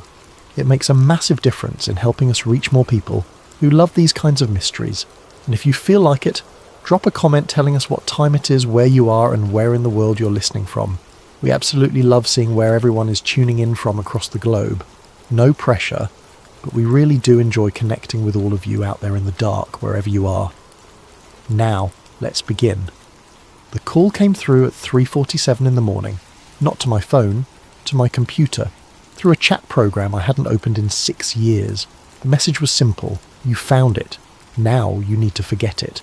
No profile picture, no username, just a string of random characters that looked like corrupted data. I stared at the screen in my dark apartment, the only light coming from my monitor and the distant glow of streetlights through half-closed blinds. My coffee had gone cold hours ago. I'd been awake for 31 hours straight, deep in a rabbit hole I'd promised myself I'd never go down again. The John Titor case. And now someone knew I'd found something. Something that proved the most famous time traveller in internet history might have actually been real. Prologue. The night that started everything, December 14, 2000. Late night. Coast to coast AM. I was 19 years old, living in a studio apartment in Tucson, working night shifts at a 24-hour copy centre. Insomnia had been my companion since childhood, and Art Bell's radio show had become my nightly ritual. The strange, the unexplained, the absolutely bizarre. Art covered it all with that signature gravelly voice that made even the most outlandish claims sound plausible. That night started like any other. I had the radio playing low while I reorganised my comic book collection, a mountain of back issues threatening to avalanche off my desk. Art was taking calls, the usual mix of UFO sightings and government conspiracy theories, when he mentioned something that made me stop mid-action. "We've been getting some interesting emails," Art said, that curious tone entering his voice, the one he used when something genuinely intrigued him. "From someone claiming to be posting on internet forums. Says he's a time traveller from the year 2036. I set down the comic I was holding, an old X-Files tie-in issue, and turned up the volume. Art continued. "He's been posting since November, apparently. Calls himself John Titor. Says he's here on a military mission." There was a pause, the sound of papers rustling. Let me read you what he wrote. Quote, "I am here on a military mission. My time machine is a stationary mass temporal displacement unit." End quote. The words hung in the air of my tiny apartment. I'd heard hundreds of time, traveller claims on coast to coast over the years. They usually fell apart within minutes. Vague predictions, convenient excuses, obvious attention seekers. But something about this one felt different. The terminology, the specificity, the claim of a military mission rather than some grand save-the-world scenario. I grabbed a notebook and started writing down everything Art said. That night I became a John Titor follower. Just a fan, like thousands of others. I had no idea that 23 years later I'd uncover something that would make me wish I'd never heard that broadcast. Act 1. The original investigation, Chapter 1. Coast to Coast, an archive. Dive. Fast forward to November 2023. I'm 42 years old now, still an insomniac, still listening to Coast, though George Nuri hosts it now. Art Bell retired years ago and passed away in 2018, taking with him one of the most unique voices in radio history. I work as a data analyst for an insurance company, a job that pays well enough but leaves my mind understimulated. I spend my nights the way I spent them in 2000, diving into mysteries, reading forums, chasing threads that lead nowhere. But I hadn't touched the John Titor case in over a decade. It had been solved, more or less. Debunked, depending on who you asked. The general consensus was that Titor was an elaborate hoax, possibly connected to a Florida lawyer named Larry Haber, though nothing was ever proven. The predictions didn't come true. No American Civil War in 2005, no worldwide Olympics after 2004, no radical restructuring of society by 2015. Case closed. Move on. Except, I couldn't stop thinking about something I'd noticed years ago. Something that nagged at the back of my mind like a splinter I couldn't quite reach. The audio. I'd saved copies of the coast-to-coast broadcasts where Art Bell discussed Titor. 3 main episodes. January 12, 2001, the most famous appearance. January 15, 2001, the follow-up. And an open line night where multiple callers claimed Titor had contacted them privately. On a Wednesday night in early November, unable to sleep despite trying for 4 hours, I decided to listen to them again. Not for nostalgia, for something I remembered hearing but never investigated. I put on my headphones, opened the audio files, and started with the January 12 broadcast.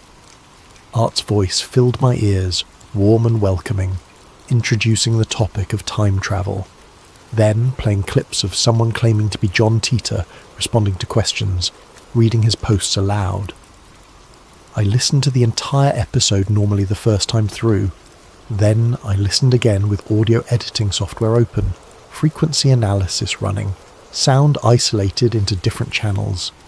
That's when I heard it clearly for the first time, behind Art's voice, underneath the normal phone line static and compression artifacts of early 2000s radio broadcasting. There was a hum, a steady rhythmic hum that pulsed at irregular intervals. I isolated it, amplified it, ran it through spectral analysis. The hum wasn't random. It had structure, peaks and valleys at specific frequencies, and underneath that something else, a clicking pattern that repeated every 7 seconds. It sounded eerily similar to old modem handshake protocols, but deeper, more complex. I logged it in a document. Anomalous audio signature in Titor broadcasts. Possible line interference or encoding artifact. Further investigation needed. At the time, I assumed it was just technical interference. Phone lines in 2000 weren't exactly high fidelity. Radio broadcasts went through multiple stages of compression and transmission. It could have been anything, but I kept listening. Chapter 2. John Titor's Real Claims. Over the next week, I went deeper than I'd ever gone before. I compiled every single post John Titor made to the forums where he originally appeared. Time Travel Institute and the old Art Bell post-to-post forums, both archived now but still accessible if you knew where to look. Titor's first post appeared on November 2nd, 2000, under the name timetravel_0.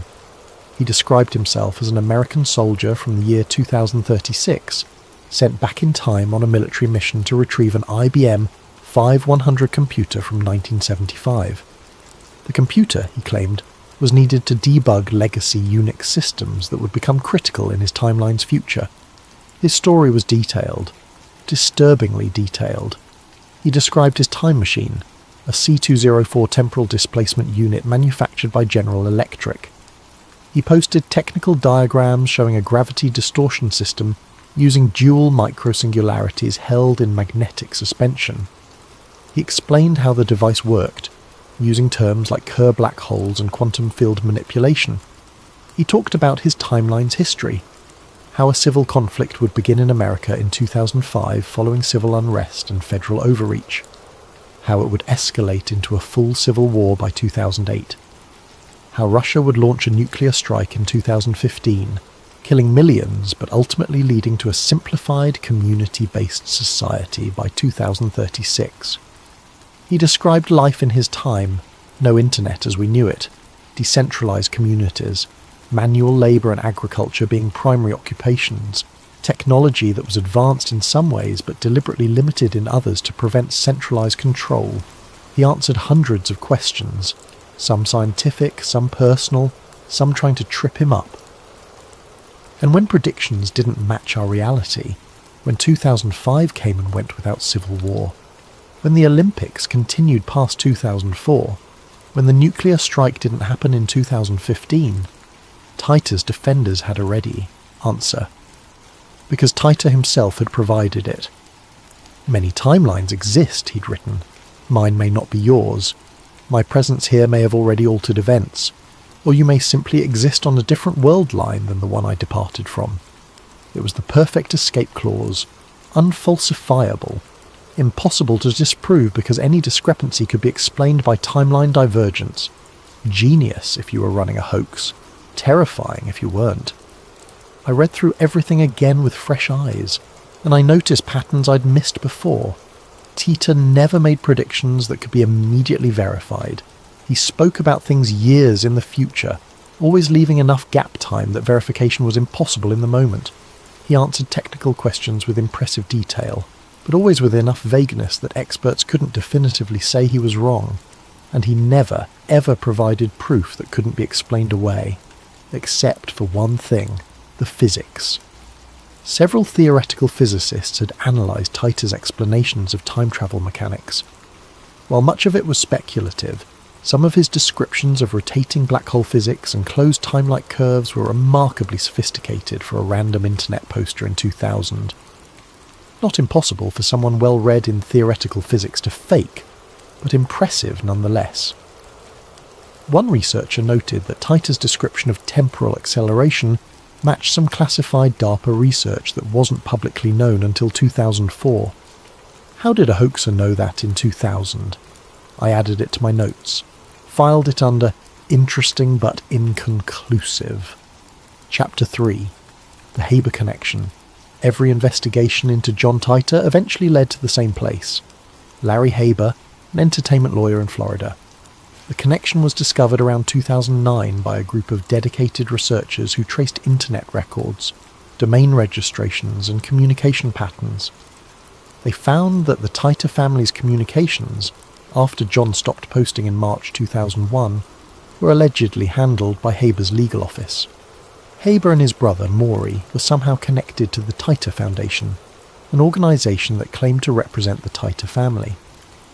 The foundation sold a book compiling Tita's posts, and even shopped around a movie deal at one point. The Haber brothers never confirmed or denied involvement in creating the Tita story.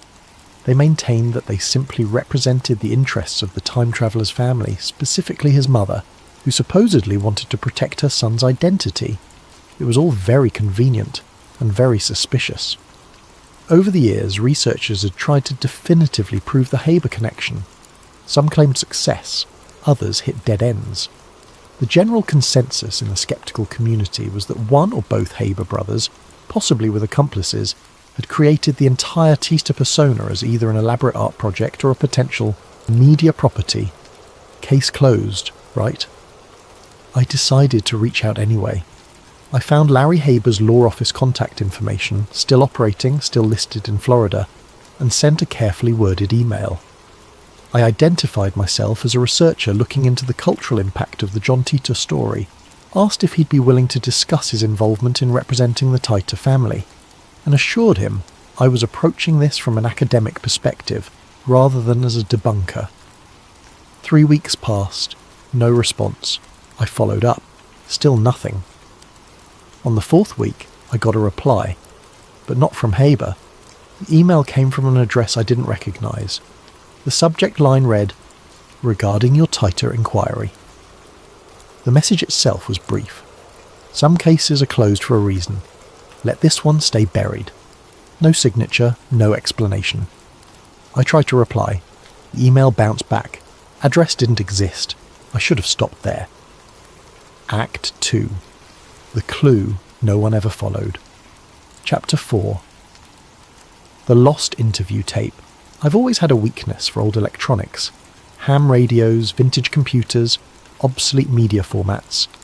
There's something appealing about technology from eras when things were built to last, when you could take apart a device and actually understand how it worked. That's why I found myself at a ham radio swap meet in Phoenix on a Saturday morning in late November. It was held in a community centre parking lot. Card tables loaded with vintage equipment, cables, antique radios, and boxes of components salvaged from who knows where. I was browsing a table of old broadcast equipment when a man next to me said, "You look like someone who appreciates the old stuff." I glanced over. He was probably in his late 60s, weathered face, wearing a trucker cap with a faded CB Radio Club logo. His table was mostly vintage CB equipment and cassette tapes of radio broadcasts. "Guilty," I said. "There's something about equipment from before everything became computerized." "Everything had character back then," he agreed. "Even the static sounded better." He chuckled at his own joke. "Name's Bill Anders. Ethan Ward." We shook hands. His grip was firm, the handshake of someone who'd spent a lifetime working with his hands. "You collect broadcast tapes?" he asked, gesturing to his collection. "Sometimes. Depends what's on them." Bill studied me for a moment, then said something that made my stomach tighten. "You ever listen to Coast AM?" "All the time," I said carefully. "Been listening since the 90s. Art Bell fan?" "He was the best." Bill nodded slowly. Then he leaned in slightly and lowered his voice. "Then you might be interested in something I've got. Something that never aired." I felt the hair on the back of my neck stand up. "What do you mean?" "Art Bell recorded an unaired call," Bill said, "from John Teeter. You know who that is?" My heart started racing. I kept my expression neutral. "The time traveller guy, sure." "The studio. Then cut out before it could air," Bill continued. "Happened sometimes with Art's setup, especially with weird calls that came through on specific frequencies. Producers usually destroyed recordings of dropped calls, but this one..." He trailed off, looking around the swap meet casually. "This one somebody leaked. I got a copy on cassette." "From who?" I asked. "Someone who worked at the station, friend of a friend. Died about 5 years back. I've been holding on to it. Never knew what to do with it. Figured most people wouldn't care. But you..." He looked at me with sharp eyes. "You look like someone who'd care." "Why are you telling me this?" Bill shrugged. "Getting old. Want to pass things on to people who'll appreciate them. And honestly, the tapes always creep me out a little. Rather have it in someone else's hands." He reached under his table and pulled out a plastic case with a cassette inside. The label was handwritten in faded ink. C2CAM, Tighter Call, Never Broadcast. "How much?" I asked. $20. I handed him the money so fast I nearly fumbled my wallet. Chapter 5. Audio Analysis. I didn't even wait until I got home. I stopped at a Goodwill on the way back and bought a cassette player for $8, drove to a parking lot and sat in my car with my laptop and a cassette to USB adapter I kept in my emergency kit for exactly these kinds of moments. The tape hissed to life. Art Bell's voice came through first, that familiar cadence. "We have a caller on line 4 who says he has information about the temporal displacement claims. Go ahead, caller." Static. Then a voice. Distorted, like it was being filtered through something. Not dramatically altered, but wrong somehow. Like listening to someone talk through a bad connection. But the wrongness wasn't in the quality, it was in the sound itself. "Art, this is John Teeter," the voice said. "I need to clarify something about the device specifications." "Go ahead, John, we're listening." The voice continued, explaining something technical about the C204 unit's power requirements. But I barely heard the words. I was focused on the background. That hum. The same one I'd heard in the aired broadcasts, but clearer, much clearer. And there was more. An electronic sound layered beneath it. Not random static. Something structured. The call lasted maybe 90 seconds before the line went dead. Art's voice returned, "Lost the caller. Let's go to line 6. I sat in my car and listened to the tape 4 more times. Then I drove home, transferred it to digital, and opened it in professional audio editing software. I spent the next 12 hours analysing that 90-second clip. First, I isolated the background sounds from the voice. Then I ran spectral analysis on the hum. Then I focused on the electronic noises underneath. What I found made me physically uncomfortable. The hum wasn't phone line interference. It was too clean, too structured. It pulsed at exact 7-second intervals with frequency variations that followed a mathematical pattern. When I graphed it, the pattern looked like a sine wave passing through a quantum probability field. Something I'd seen in papers about experimental physics, but never in audio recordings. The electronic sounds were even stranger. They resembled encrypted packet bursts, but deeper and more complex than anything used in commercial communications in 2000.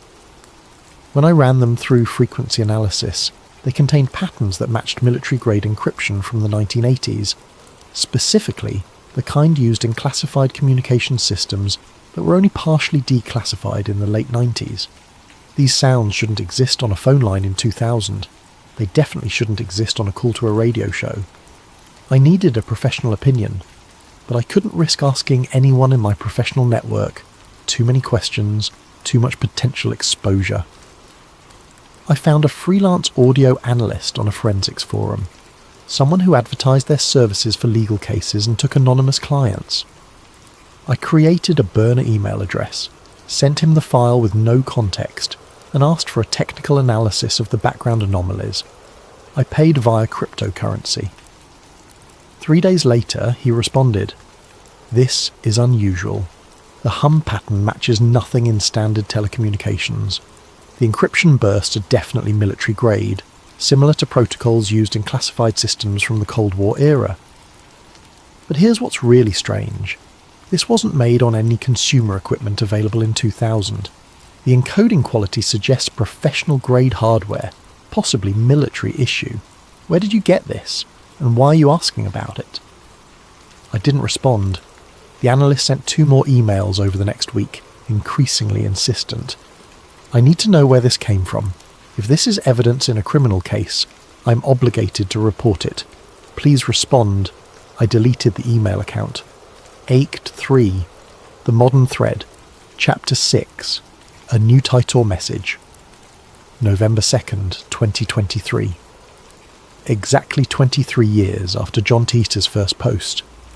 I was at work, mindlessly processing insurance claims, when my phone buzzed with a notification I'd set up years ago. An alert that triggered whenever someone mentioned John Titor on certain forums and boards I monitored. Most alerts were false positives. People discussing the old case, sharing theories, nothing new. But this one was different. The alert came from an obscure time travel discussion board that had maybe 20 active users. The kind of place conspiracy theorists went to die quiet deaths of obsession. I opened the page on my phone. A new account had been created that morning. Username timetravel_2036. It had made exactly 1 post, time-stamped at 3:14 a.m. Ethan Ward, stop digging. This is not your timeline to fix. My hands went numb. I read it again. Then again. My name. My actual name. On a forum I'd never posted on under my real identity. I'd always used aliases when discussing Titor online, careful to never connect my real identity to my research. How did someone know I was investigating? I checked the user profile, created 3 hours ago.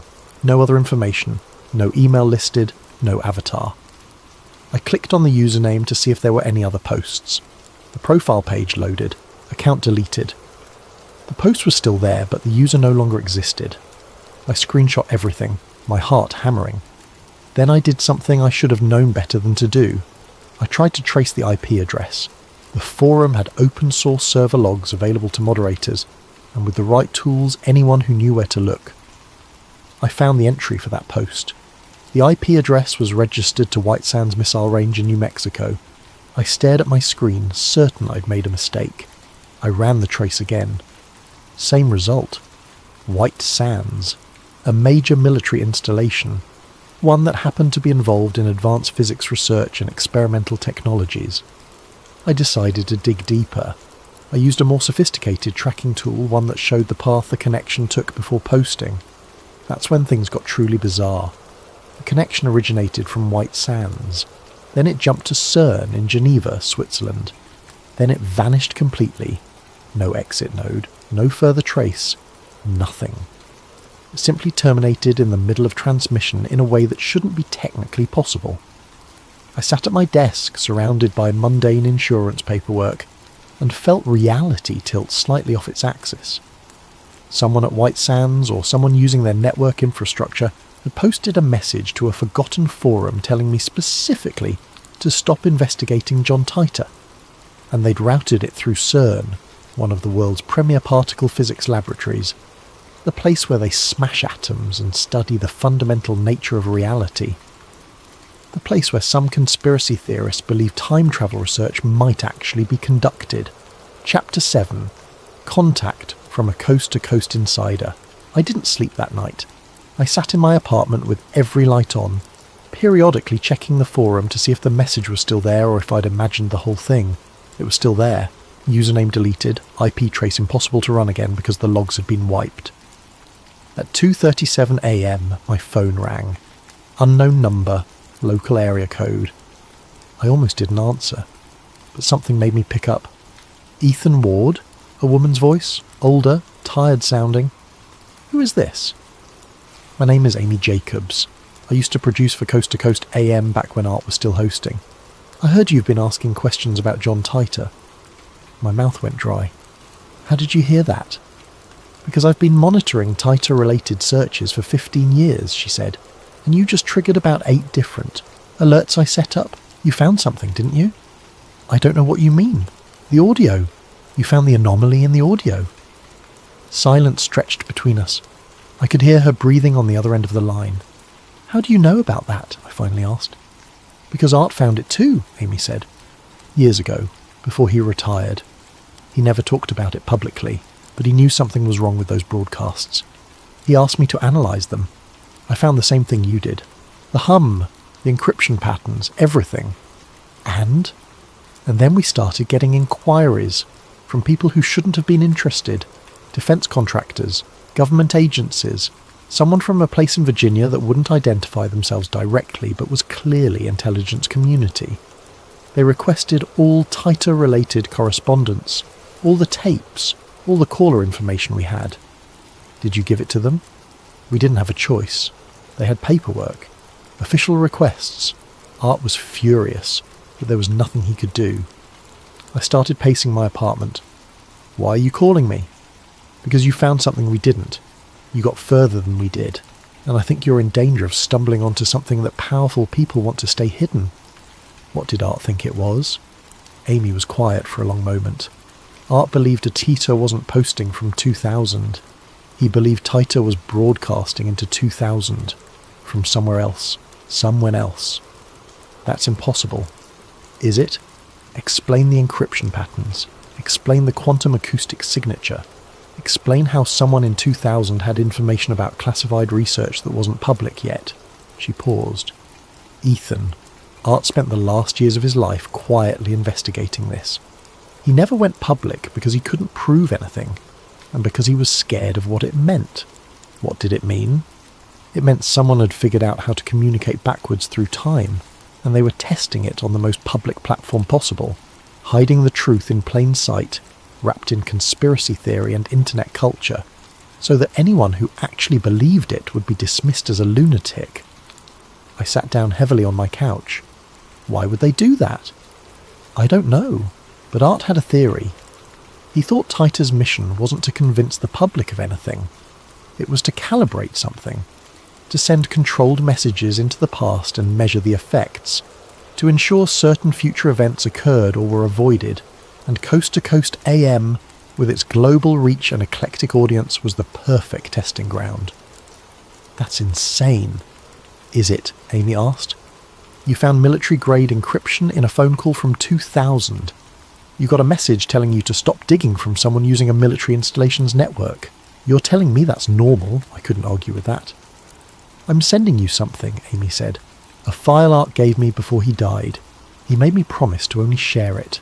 If someone actually got close to figuring this out, check your email in 5 minutes. Wait! But she'd already hung up. Acket 4. The Conspiracy Twist, Chapter 8. The Fort Meade File. The email arrived exactly 5 minutes later. No message, just an attachment. A scanned PDF labelled Fort Meade Analysis, Titor Case, Classified.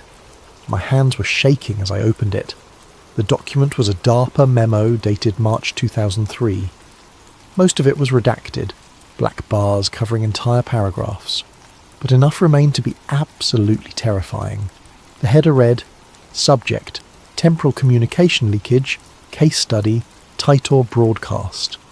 The visible portion stated, Signals analysed from Coast to Coast AM, broadcast dated January 2001, show anomalous patterns consistent with temporal offset interference. Frequency analysis reveals quantum acoustic signatures that match predicted outputs from Project Looking Glass prototype systems tested between 1997 and 2000. Conclusion: the subject known as John Titor was either in possession of or in proximity to a temporal displacement device during broadcast transmissions. The signals are consistent with quantum entanglement communication across temporal barriers. Calls correlated with anomalies monitored by NSA's Project Looking Glass observation posts during the same time period, showing temporal probability fluctuations that suggest active manipulation of timeline causality. Recommendation: reclassify case under SAP protocols. Monitor all further Titor-related communications. Suppress public investigation through disinformation and discrediting campaigns. Transfer file oversight to redacted under satellite research contract cover designation. The document was stamped classified and bore the seal of DARPA, the Defense Advanced Research Projects Agency. I read it 5 times. Then I researched Project Looking Glass. The classified project was partially revealed through leaked documents in the mid-2000s. It allegedly involved using experimental technology to view probable future timelines, based on something called the Burish Papers, and connected to research at S4, a rumoured underground facility near Area 51. Most researchers dismissed it as disinformation or fantasy, but here was an official document, or what appeared to be one, connecting it directly to the John Titor case. Chapter 9. Ethan's Realization. I spent 3 days cross-referencing everything I'd found. The audio anomalies, the DARPA memo, Amy's testimony about Art Bell's investigation, the message from White Sands routed through CERN, the Haber connection in Florida. And I realised something that made every conspiracy theory I'd ever read seem tame by comparison. What if John Titor's entire appearance wasn't about convincing anyone of anything? What if it was never meant to be believed? Think about it from the perspective of someone running a temporal communication experiment. You can't just broadcast a message to the past openly. That would cause panic, investigation, immediate government response. You'd never get clean data. You'd corrupt the entire experiment. But what if you wrapped your message in absurdity? What if you made it part of internet culture, conspiracy theory, entertainment? What if you made it just plausible enough to attract attention, but just outlandish enough that anyone who believed it would be dismissed? You could send signals, test equipment, calibrate temporal communication systems, measure causality effects, all while hiding in the noise of the late-night radio and internet forums. Coast to Coast AM was perfect for this. A show dedicated to fringe topics, with a global audience of people predisposed to believe in the strange and unexplained.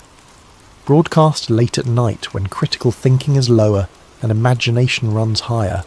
Archived for future reference, but dismissed by mainstream culture. John Titor wasn't trying to warn us of the future. John Titor was calibrating a device, testing whether messages could be sent backward through time and be received intact, ensuring that specific information reached specific points in the timeline, creating a documented test case that could be analysed later to refine the technology. And the predictions that didn't come true, those weren't failures, those were the point. By making predictions that could be explained away with different timelines, Titor ensured that the case would never be definitively solved. It would remain in a state of quantum uncertainty, both real and fake simultaneously, depending on who you asked. The perfect cover for experimental temporal communication technology. I sat in my dark apartment and realised I'd stumbled onto something that was never meant to be understood, until whoever sent the messages wanted it understood. Act 5. The Final Contact. Chapter 10. Ethan receives coordinates. The message appeared on my computer screen at 3:47 AM on December 10th, 2023. My computer was off, fully shut down.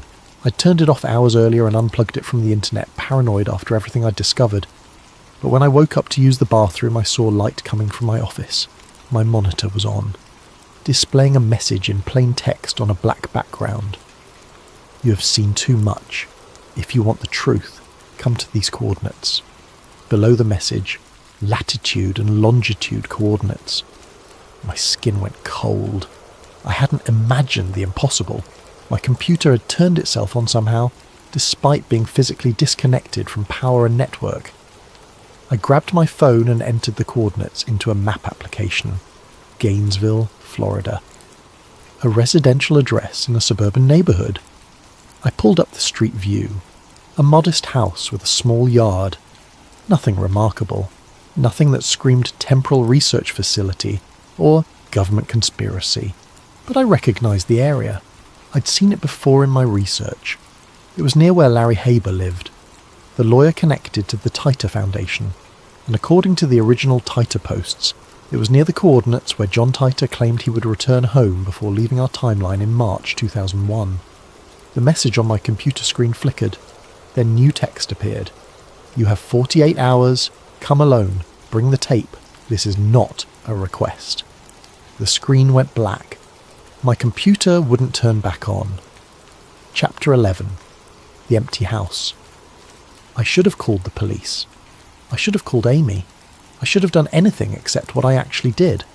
But I've never been good at making smart decisions when curiosity is involved. I booked a flight to Florida that morning. Red-eye departure, arriving in Gainesville just after dawn. I brought the cassette tape in my carry-on, wrapped in bubble wrap and tucked into a padded case. The house matched the street view images perfectly. Small, single-storey, beige siding, brown roof. A for sale sign in the front yard, faded and crooked like it had been there for months. No cars in the driveway. No signs of occupancy. I sat in my rental car across the street for 20 minutes watching. No movement, no lights, nothing. Finally, I walked up to the front door. It was unlocked. The interior was empty. Completely empty. No furniture, no decorations, no indication anyone had lived there recently. Just bare walls and carpet that still showed vacuum marks from a cleaning service. But in the centre of the living room floor, there was something. A metal cylinder, about 3 feet tall, 2 feet in diameter, covered in what looked like precision-machined components. Coils, sensors, small crystalline structures embedded in the casing. It was sitting on a circular base covered in symbols that might have been mathematical equations or might have been something else entirely.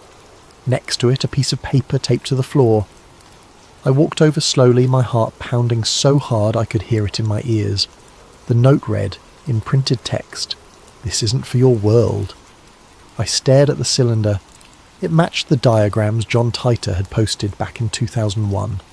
The C204 temporal displacement unit. Or at least something that looked exactly like those schematics. I reached out to touch it, and the room vibrated, not shaking, not movement. The air itself seemed to vibrate, like reality was suddenly running at the wrong frequency. The hum I'd heard in the audio files filled the space so loud it hurt my teeth. The walls flickered. For just a moment I saw through them, or saw them in a different configuration, different paint colour, different carpet. Furniture present where there was none, and then I saw him, standing in the corner of the room wearing what looked like a military-style coat. Dark fabric, heavy duty with patches on the shoulders. One patch was clearly visible. It read, Temporal Recon Division 2036. The figure was shadow-like, not quite solid, like looking at someone through frosted glass. But I could see enough to know it was a person. Male, probably, tall, standing completely still, watching me. We made eye contact, or at least I think we did. It's hard to explain. Looking at him was like looking at someone through water that was flowing in the wrong direction. He raised one hand, not waving, more like a gesture of acknowledgement or warning. Then the vibration stopped. The hum cut off instantly. The room snapped back to normal. Empty, quiet, ordinary. The cylinder was gone. The note was gone. I was standing alone in an empty house in Florida, having just experienced something I would never be able to adequately explain. I walked out, got in my rental car, and drove back to the airport. I didn't look back. Epilogue. The case closes itself. I got home to find my computer reformatted. Not wiped, reformatted. Clean operating system installation, all my files gone, including everything related to John Titor. The cassette tape Bill Anders had sold me was blank. I played it front to back, nothing but magnetic hiss. I tried to contact Amy Jacobs. Every phone number I had for her was disconnected. Every email bounced back. I searched for her online and found nothing. No social media, no professional profiles, no obituary, nothing. It was like she'd never existed. I went back to the forum where the message about me had appeared. The post was gone. Not just deleted, gone from the archive, gone from cached versions, gone from the Wayback Machine, like it had never been posted. I checked the Coast to Coast AM archives for the John Titor episodes. Every single one showed as currently unavailable due to rights issues. Art Bell's entire Titor discussion catalogue was inaccessible. I tried to contact Larry Haber again. His law office website was down. His phone number led to a disconnected message. I pulled out the DARPA document Amy had sent me. I opened the file. Blank PDF. 0 pages. Every single piece of evidence I'd collected over 2 months of investigation was gone. Erased. Disappeared like it had never existed. The only thing I had left was my memory. And even that felt uncertain now. Like maybe I'd dreamed the whole thing. Maybe I'd had some kind of breakdown. Maybe the insomnia and the obsession had finally caught up with me, and I'd hallucinated an entire conspiracy. But I know what I saw. I know what I heard. I know what I experienced. And I think I finally understand what John Titor really was. Time travel might not be about visiting the past. It might be about editing it, adjusting the timeline in subtle ways, ensuring certain events occur or don't occur, sending information backward to specific points to calibrate and refine the ability to manipulate causality. And if you can edit the past, you can also edit the present. You can remove evidence, erase records, make sure investigations never happened. I think John Titor, or whoever was behind that name, returned to make sure my investigation disappeared. Not by threatening me, not by silencing me, but by retroactively ensuring I never had anything to investigate in the first place. Which means either I'm crazy, or I'm one of the few people who remembers a version of events that no longer exists in our timeline. I still listen to Coast, still stay up late, unable to sleep, chasing mysteries and conspiracies. But I don't research time travel anymore. I don't dig into classified projects or unexplained phenomena. Because now I know that some cases aren't meant to be solved. They're meant to be buried. And sometimes, if you dig too deep, the case buries you instead. If you found yourself listening to this entire story and wanting to know more, I hope you'll use your hype points on the video if you enjoyed it. It genuinely helps the channel in ways you might not realise, and we're grateful for every single one of you who takes the time to support what we do here. Drop a comment if you feel like it. Tell us what time it is where you are, where you're listening from in the world. We love seeing where all of you are tuning in from, across time zones and continents. But more importantly, if you've ever experienced something you can't explain, something that doesn't quite fit with the reality you think you know, maybe keep it to yourself. Some truths aren't meant to be shared. Some mysteries are better left unsolved. Because in the end, the John Titor case taught me one thing above all else. Reality is more fragile than we think. And sometimes the people who try to understand how fragile it is are the ones who find out just how easily it can be edited, adjusted, and rewritten. I'm Ethan Ward, and this is the case I shouldn't have reopened. Sleep well, everyone, and remember, some timelines are better left unexplored.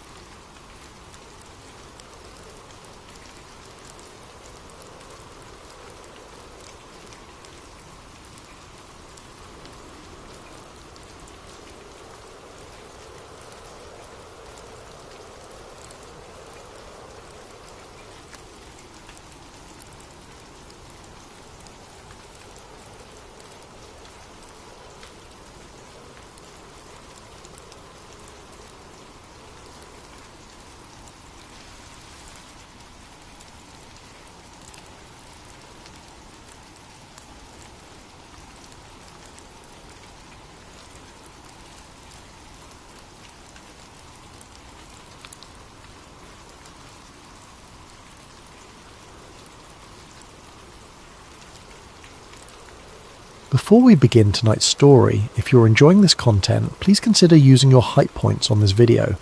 It helps the channel more than you could possibly know. If you're listening on Spotify, leaving a review makes an enormous difference for us as well.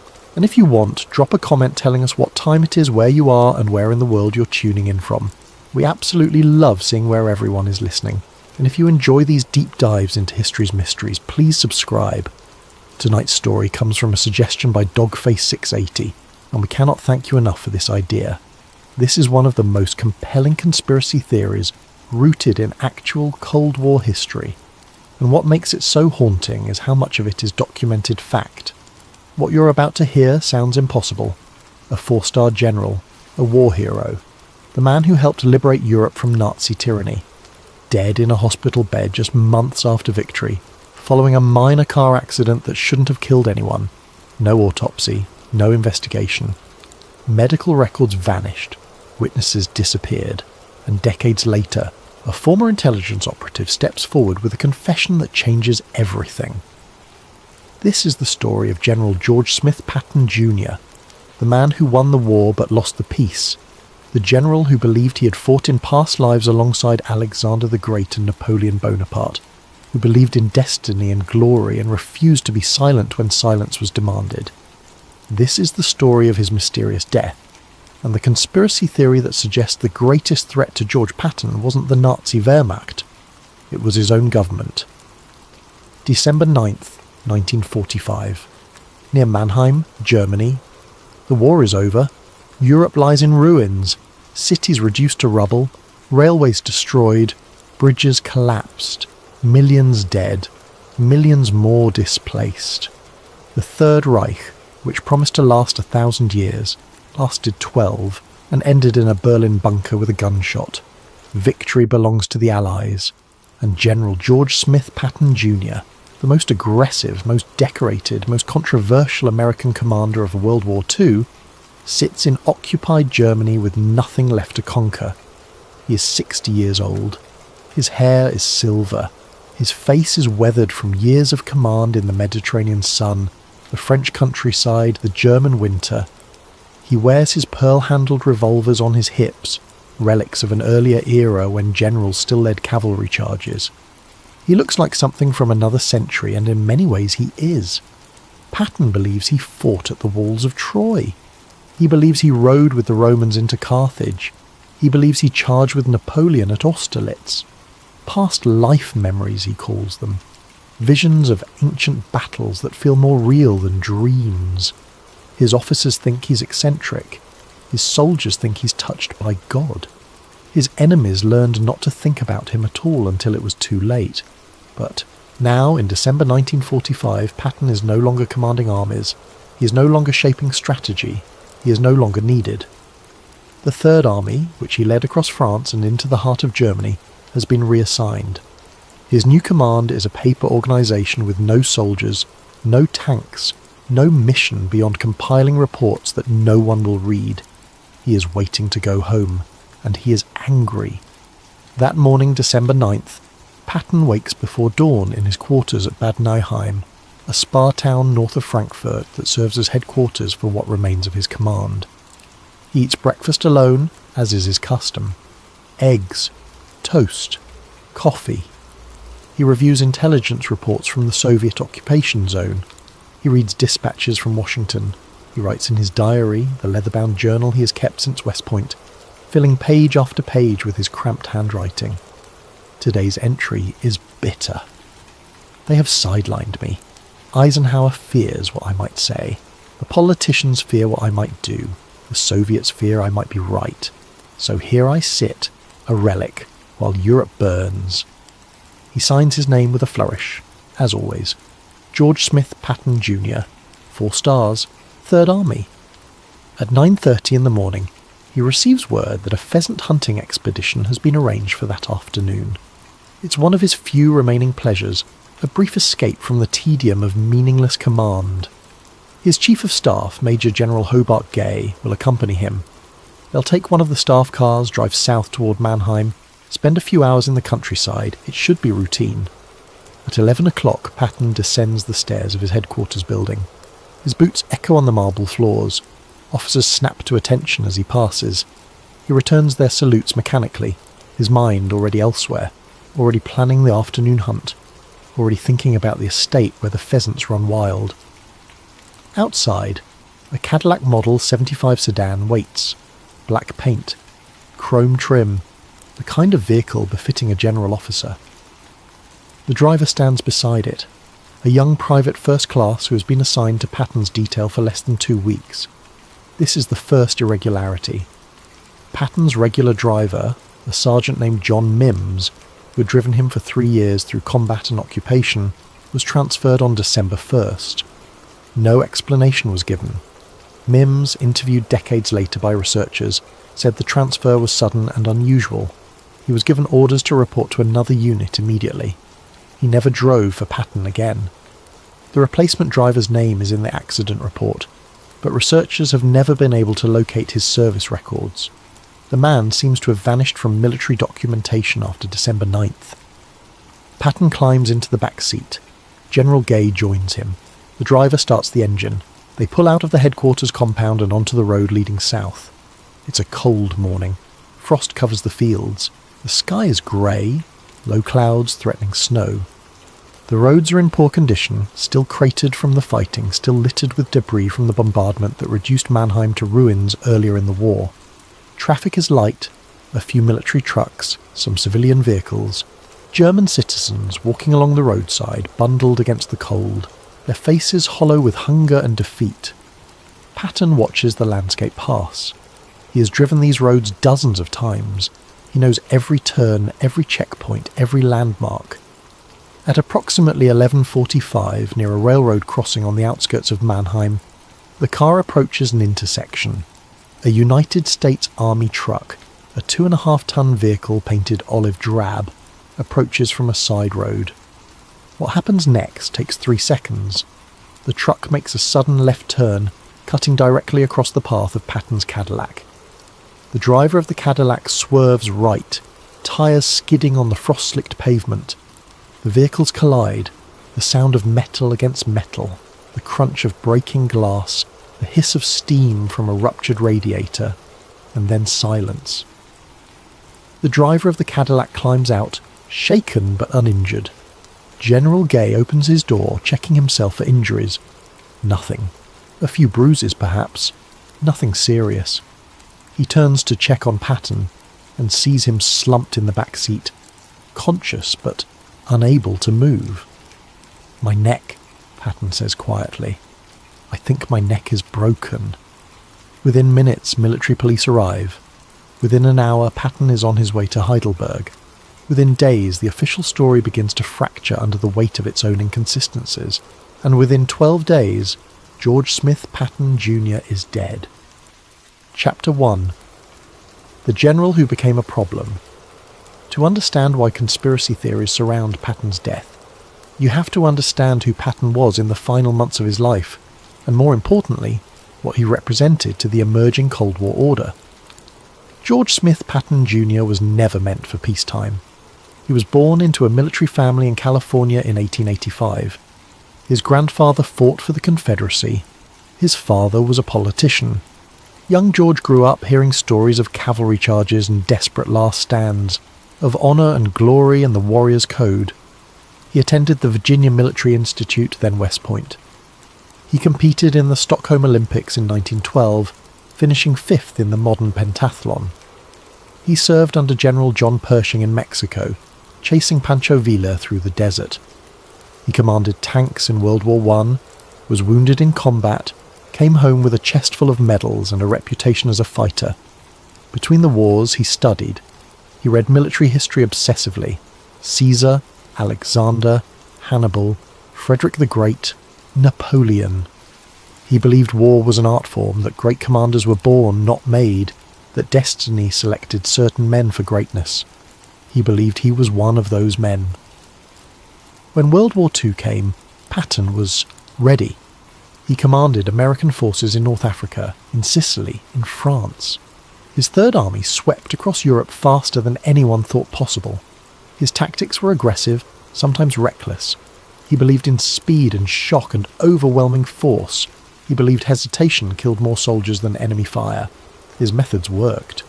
The Germans feared him more than any other Allied commander. They repositioned entire divisions based on intelligence about Patton's location. They assumed wherever Patton was, the main attack would follow. Often, they were right. But Patton was more than just a brilliant tactician.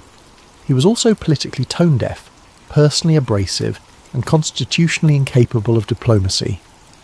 He slapped shell-shocked soldiers in field hospitals, calling them cowards.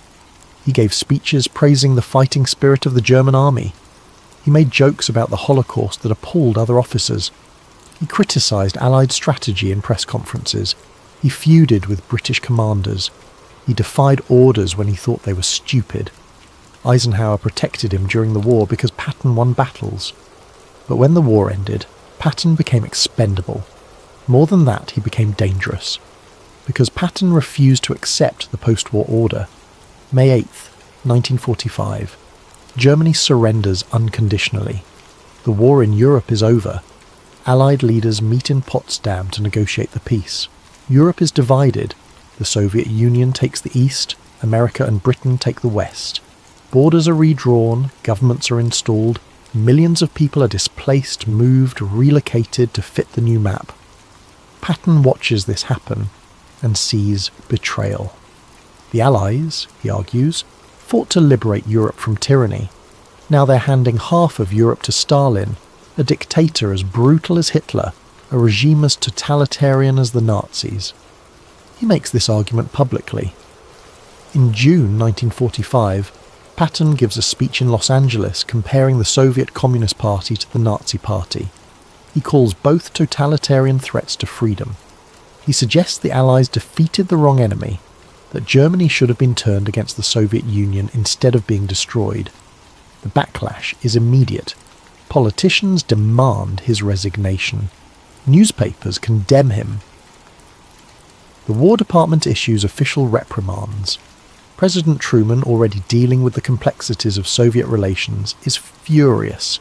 Eisenhower summons Patton to his headquarters. The meeting does not go well. Eisenhower and Patton were friends once. They rose through the ranks together, served together between the wars, understood each other. But the war changed them both. Eisenhower became a political general, a coalition builder, a man who understood that winning the peace required compromise and patience. Patton remained a warrior who believed wars should be fought without hesitation and won without apology. In Eisenhower's office, Patton is told his public statements are unacceptable. He is ordered to stop criticising Soviet policy.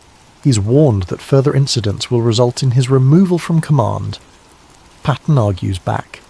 He presents intelligence reports about Soviet violations of ceasefire agreements.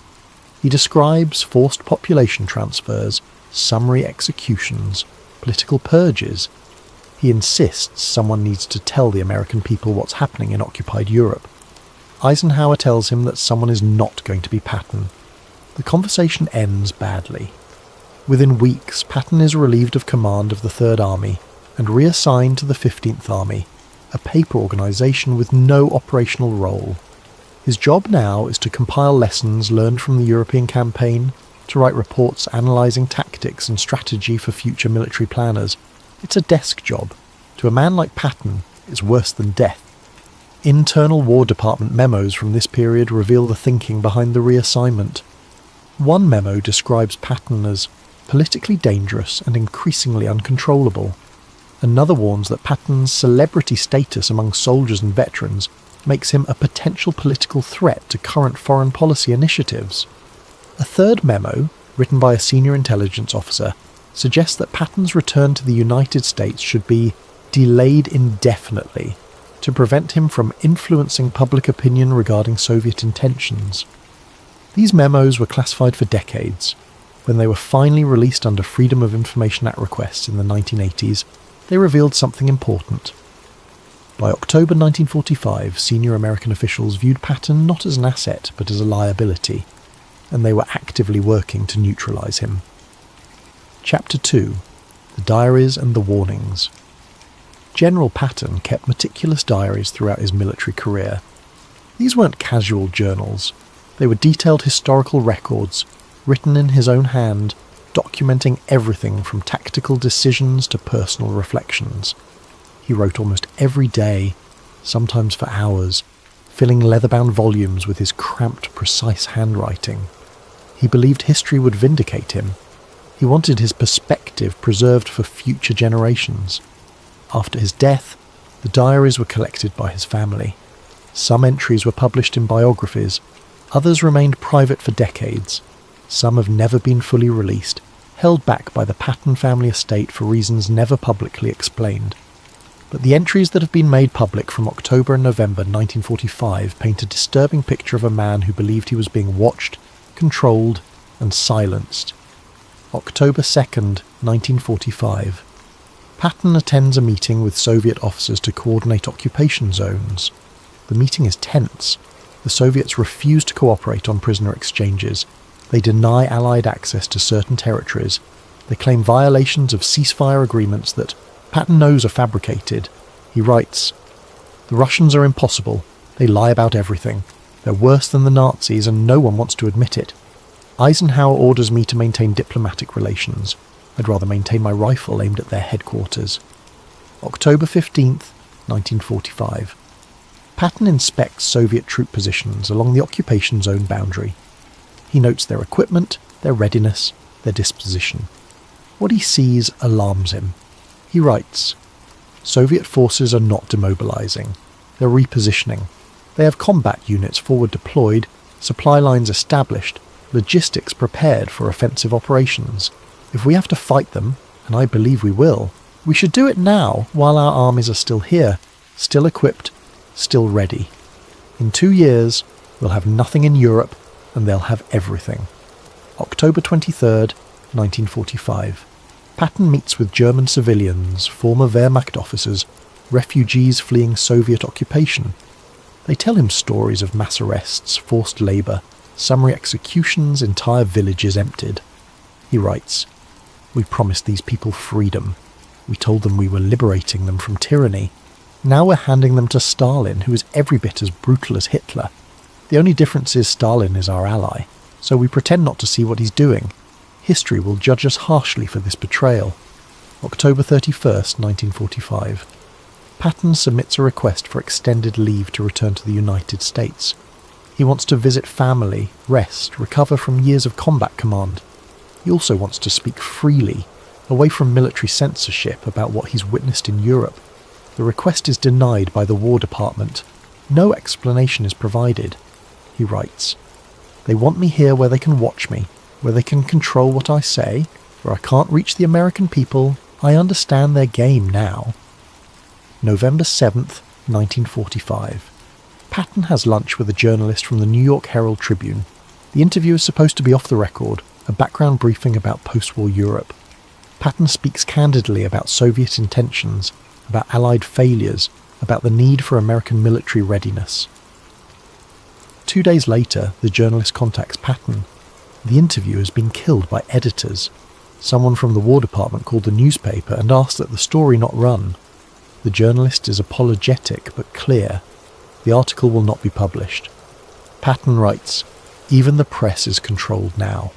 The truth is too dangerous for the American people to hear. They want everyone to believe we won the war, and everything is fine now. But nothing is fine. Everything we fought for is being given away, and anyone who points this out is silenced." November the 19th, 1945. Patten receives notice that his security detail is being changed. His regular driver, his aides, his bodyguards, men who have served with him for years are being reassigned. New personnel are being assigned to replace them. The official reason is routine rotation of personnel. Patten doesn't believe it.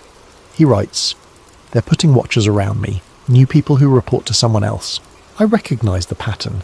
I've used it myself in our intelligence operations. When you want to monitor someone, you put your own people next to them.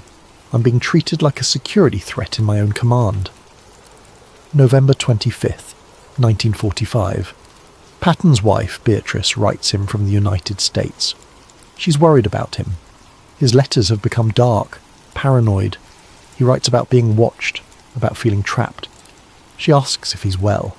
He writes back, but his response never makes it into his diary. Later, Beatrice told biographers that Patton's letter frightened her. He wrote that he was planning to return home soon, and caused them a lot of trouble. He wrote that he intended to speak publicly about Soviet aggression and Allied failures. He wrote that he knew this would end his military career, but he didn't care anymore. He wrote, "Some fights are worth the cost." December 1st, 1945. Patton's regular driver, Sergeant John Mims, is abruptly transferred to another unit. Mims has driven Patton for 3 years through North Africa, Sicily, France, Germany. He knows Patton's habits, his routes, his preferences. He's loyal, competent, trusted. The transfer happens overnight. Mims is given orders to report immediately to a quartermaster unit in Belgium. He's not allowed to say goodbye to Patton.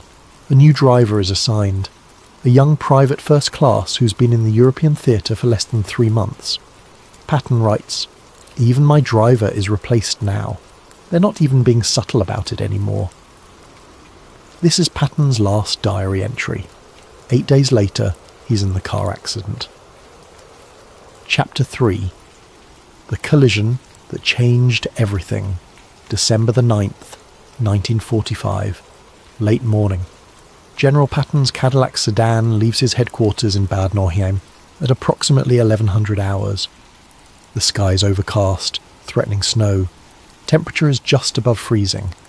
The roads are slick with frost but passable. Patton sits in the back seat. He's dressed in his uniform, wearing his leather jacket against the cold. His pearl-handled revolvers are on his hips.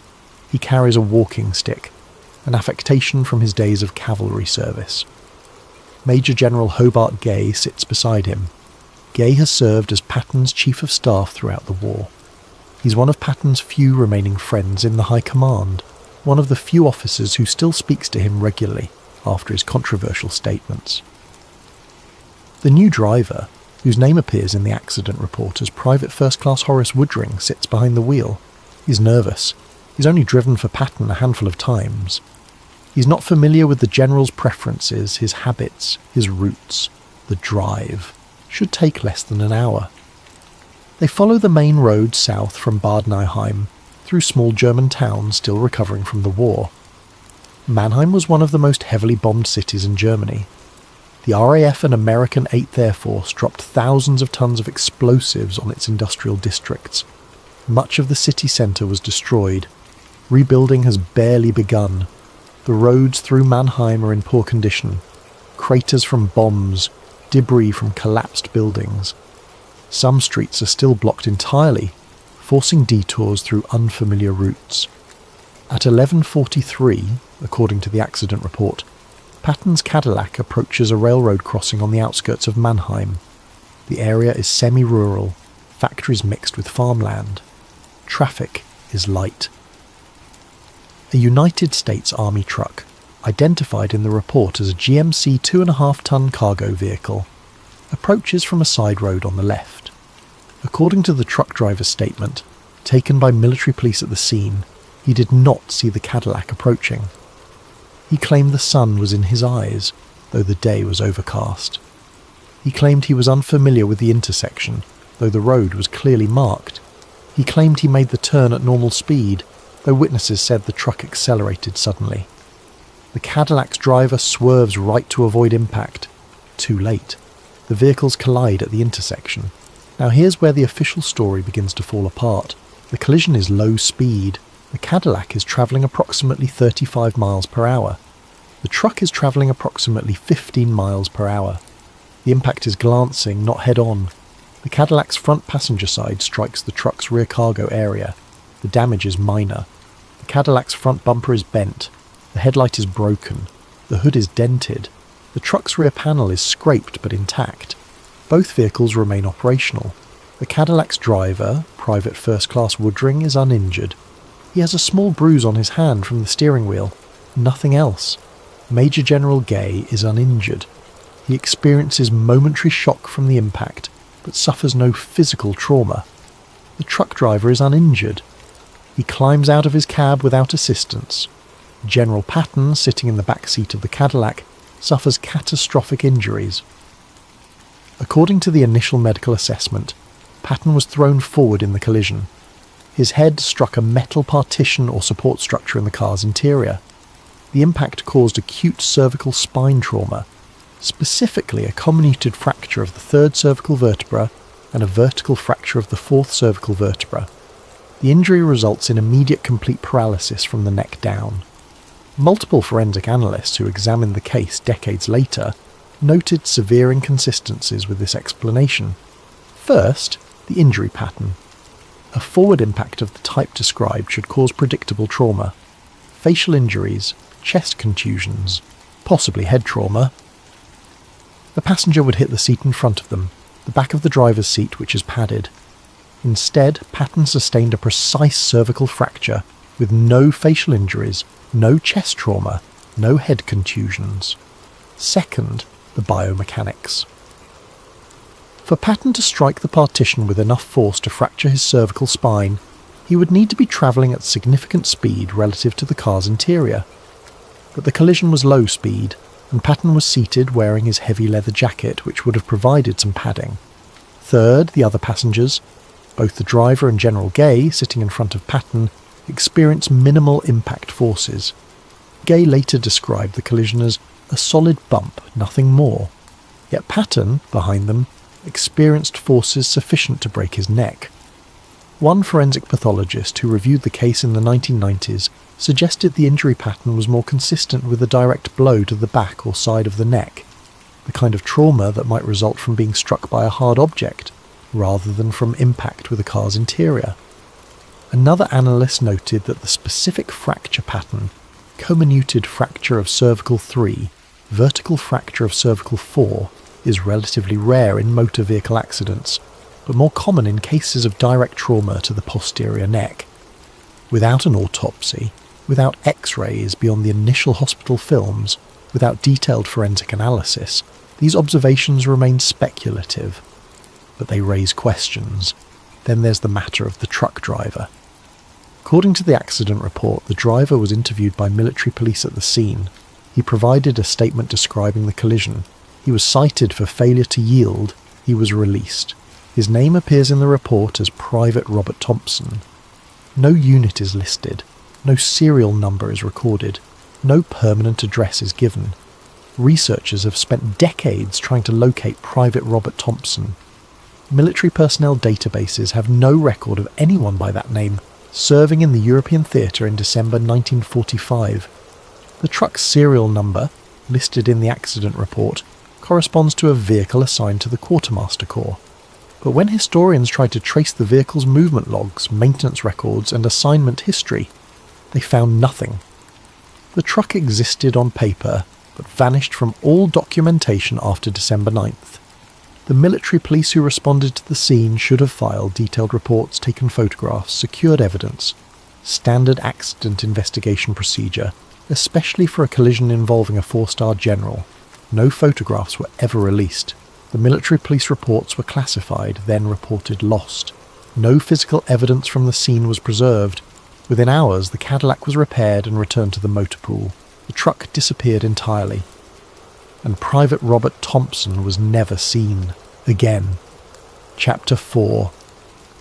12 days in Heidelberg. The Heidelberg Army Hospital in December 1945 was one of the finest medical facilities in Europe. It had treated thousands of wounded soldiers during the war. It had experienced trauma surgeons, skilled nurses, modern equipment for 1940s medicine. The hospital specialised in combat injuries, including complex trauma cases that required intensive care. Spinal injuries like Patton's were rare but not unprecedented. The medical staff understood the protocols: immobilisation, prevention of secondary injury, monitoring for complications, physical therapy when possible. Patton arrived at the hospital at approximately 1300 hours on December 9th, less than 90 minutes after the accident. He was conscious, alert, able to speak. He described the accident to doctors. He reported complete loss of sensation and movement below his neck. He remained calm, even joking with the medical staff.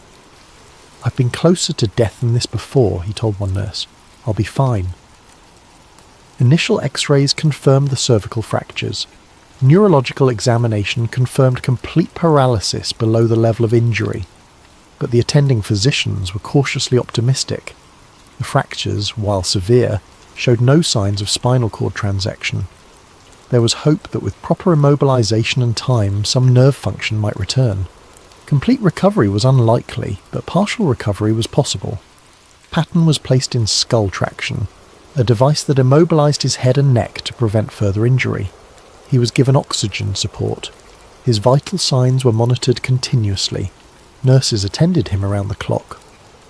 On December 10th, one day after the accident, Patton's condition appeared stable. His vital signs were strong. He was communicating with staff. He showed no signs of infection or complications. On December 11th, Patton's wife Beatrice arrived from the United States. The Army had arranged emergency transport, flying her across the Atlantic on a military aircraft. She was escorted by senior officers who had worked to expedite her travel. When she entered Patton's room, he smiled. "I'm in a hell of a fix this time," he told her. She sat beside his bed and held his hand. He couldn't feel it, but the gesture mattered. For the next few days, Patton's condition remained stable. Doctors noted slight improvement in some reflexes. There was cautious talk of eventual transfer to a specialized facility in the United States. Physical therapy was discussed. Patton himself remained optimistic. He made plans. He talked about recovery. He joked about getting back to work. On December 13th, 4 days after the accident, Patton's condition began to change. He developed a slight fever. His breathing became more laboured. Doctors suspected early pneumonia, a common complication in paralysed patients who cannot cough effectively to clear their lungs. Antibiotics were administered. Oxygen support was increased. On December 14th, the fever worsened. Patton's oxygen saturation dropped. His breathing became increasingly difficult. The medical staff worked to keep his airways clear, but the paralysis made it nearly impossible for him to assist in his own treatment. On December 15th, 6 days after the accident, Patton's condition took a dramatic turn for the worse. He developed severe pulmonary edema, fluid accumulation in the lungs. His heart rate became irregular. His blood pressure fluctuated wildly. The doctors diagnosed acute heart failure, possibly triggered by a pulmonary embolism, a blood clot that had travelled from his immobilised legs to his lungs.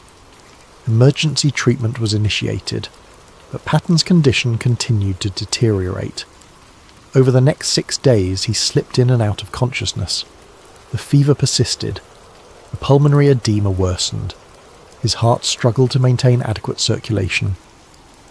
On December the 21st, 12 days after the accident, at 1750 hours, General George Smith Patton Jr. died. The official cause of death: pulmonary embolism and congestive heart failure secondary to his injuries. The death certificate was signed by the attending physicians. The hospital issued a statement expressing condolences. The army notified next of kin. Flags were lowered to half-staff, and then the irregularities began. First, no autopsy was performed. This is unusual for several reasons. Patton was a 4-star general, one of the most prominent military figures in American history. His death under medical care, with unexpected complications arising rapidly, would normally warrant a thorough post-mortem examination. The official explanation was that the family declined an autopsy. But Beatrice Patton later disputed this claim. In interviews with biographers, she stated she was never asked about an autopsy. She said the army simply informed her that her husband's body would be prepared for burial and that no autopsy was necessary or planned. She said she didn't question the decision at the time. She was grieving, exhausted, overwhelmed. She trusted the military doctors who told her Patton died of natural complications from his injuries. Only later did she wonder why they were so insistent that no autopsy be performed. Second, Patton's complete medical records from Heidelberg Hospital were never released to the family. Beatrice requested the files multiple times over the following years. She wanted to understand what happened to her husband, why he declined so rapidly, whether everything possible had been done to save him. Her requests were denied. The army told her the medical records were classified for reasons of operational security. She was told the files contained sensitive information about medical procedures and treatment protocols that could not be disclosed. She never received the records. When historians and researchers sought the files decades later under Freedom of Information Act requests, they were told the records were missing. Some reports claim the files were destroyed in the 1960s per routine document retention policies. Other reports claim the files were lost when Heidelberg Hospital closed. Still other reports claim the files are held in classified archives but remain restricted. No one has seen Patton's complete medical records since December 1945. Third, several members of the medical staff who treated Patton were transferred shortly after his death. One surgeon was reassigned to a hospital in Japan. A nurse was transferred to a facility in England. The hospital administrator retired from military service within weeks of Patton's death. When researchers tried to interview these individuals in later years, most declined to participate. Some claimed they couldn't remember details of Patton's case. Others said they were bound by military confidentiality, even decades later. One physician agreed to an interview but died before it could be conducted. One nurse who worked in Heidelberg Hospital during December 1945 gave a brief interview to a researcher in 1976. She described unusual activity in the days before Patton died. She mentioned restricted access to Patton's room. She said only certain staff members were allowed to enter. She described visitors who came late at night, men in military uniforms who weren't logged in the visitor registry. She mentioned medical procedures that weren't part of standard treatment protocols. She said Patton received injections she didn't recognise, medications that weren't listed on his chart. When the researcher pressed for details, the nurse became vague and uncomfortable. She ended the interview abruptly and refused further contact. She died 2 years later. No additional interviews were ever conducted.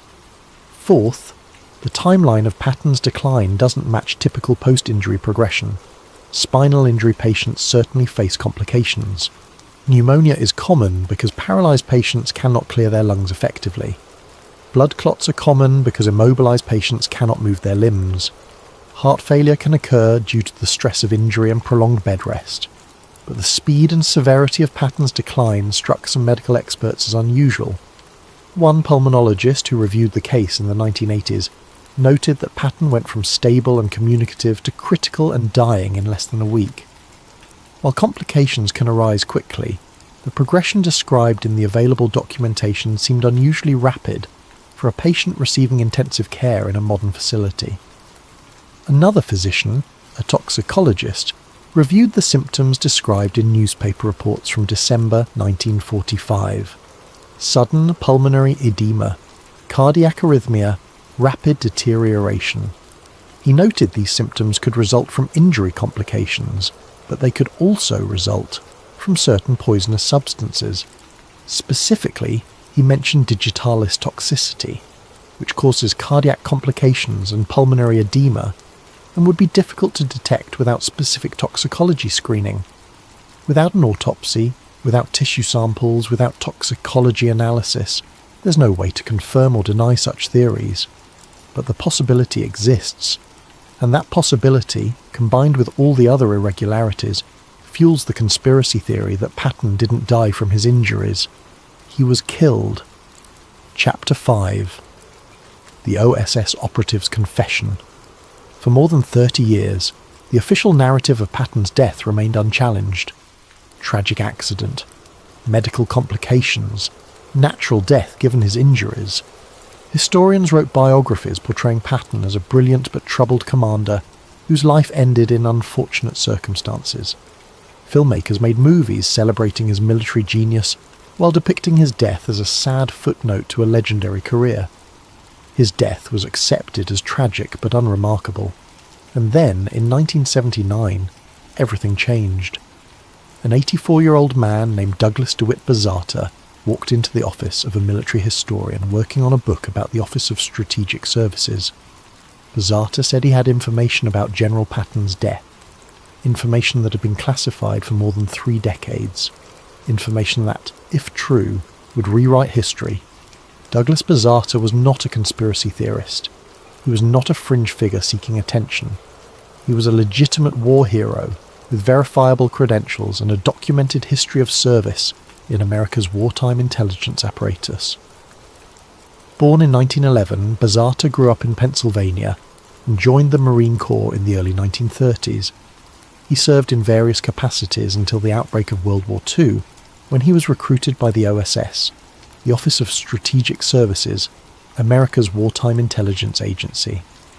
The OSS conducted some of the most sensitive operations of the war: espionage, sabotage, assassination, support for resistance movements, operations that couldn't be acknowledged publicly and whose details remain classified even today. Bazata operated behind enemy lines in occupied Europe. He conducted sabotage operations against Nazi infrastructure. He organised partisan resistance networks.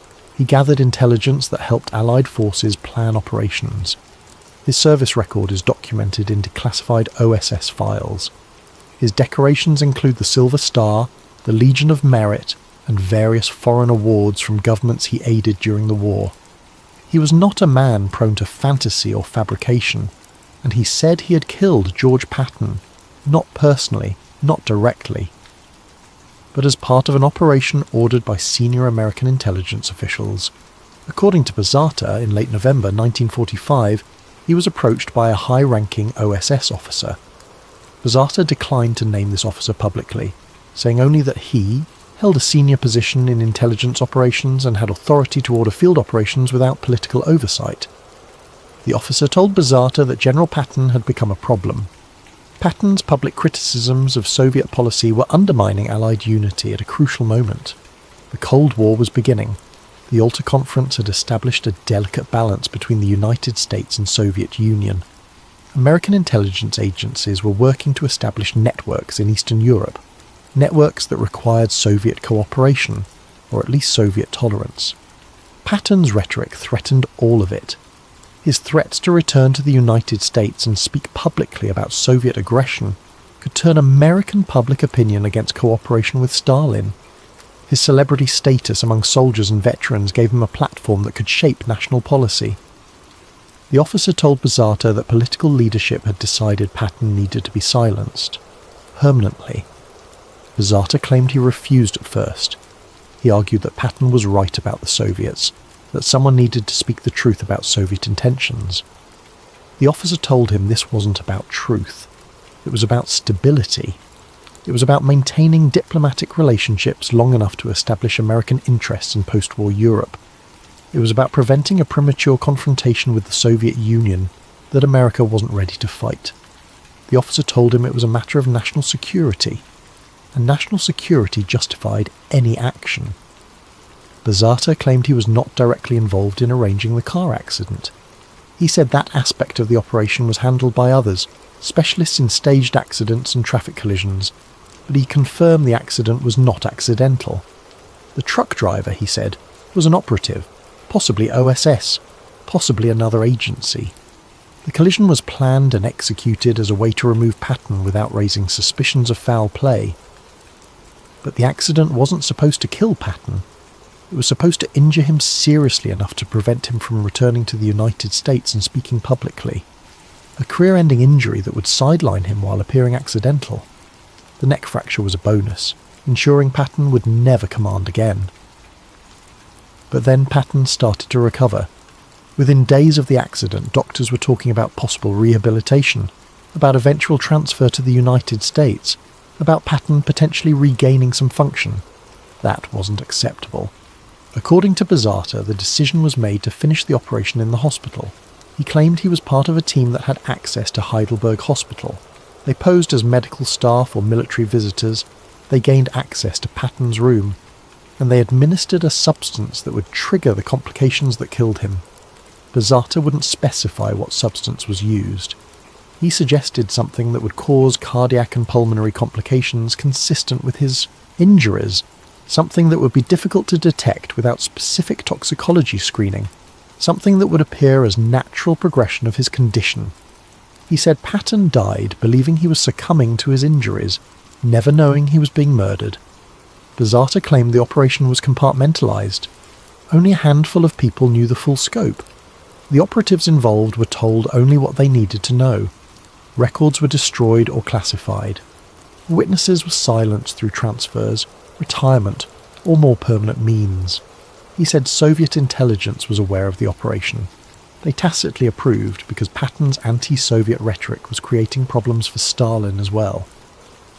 But the Soviets were not directly involved. This was an American operation for American reasons.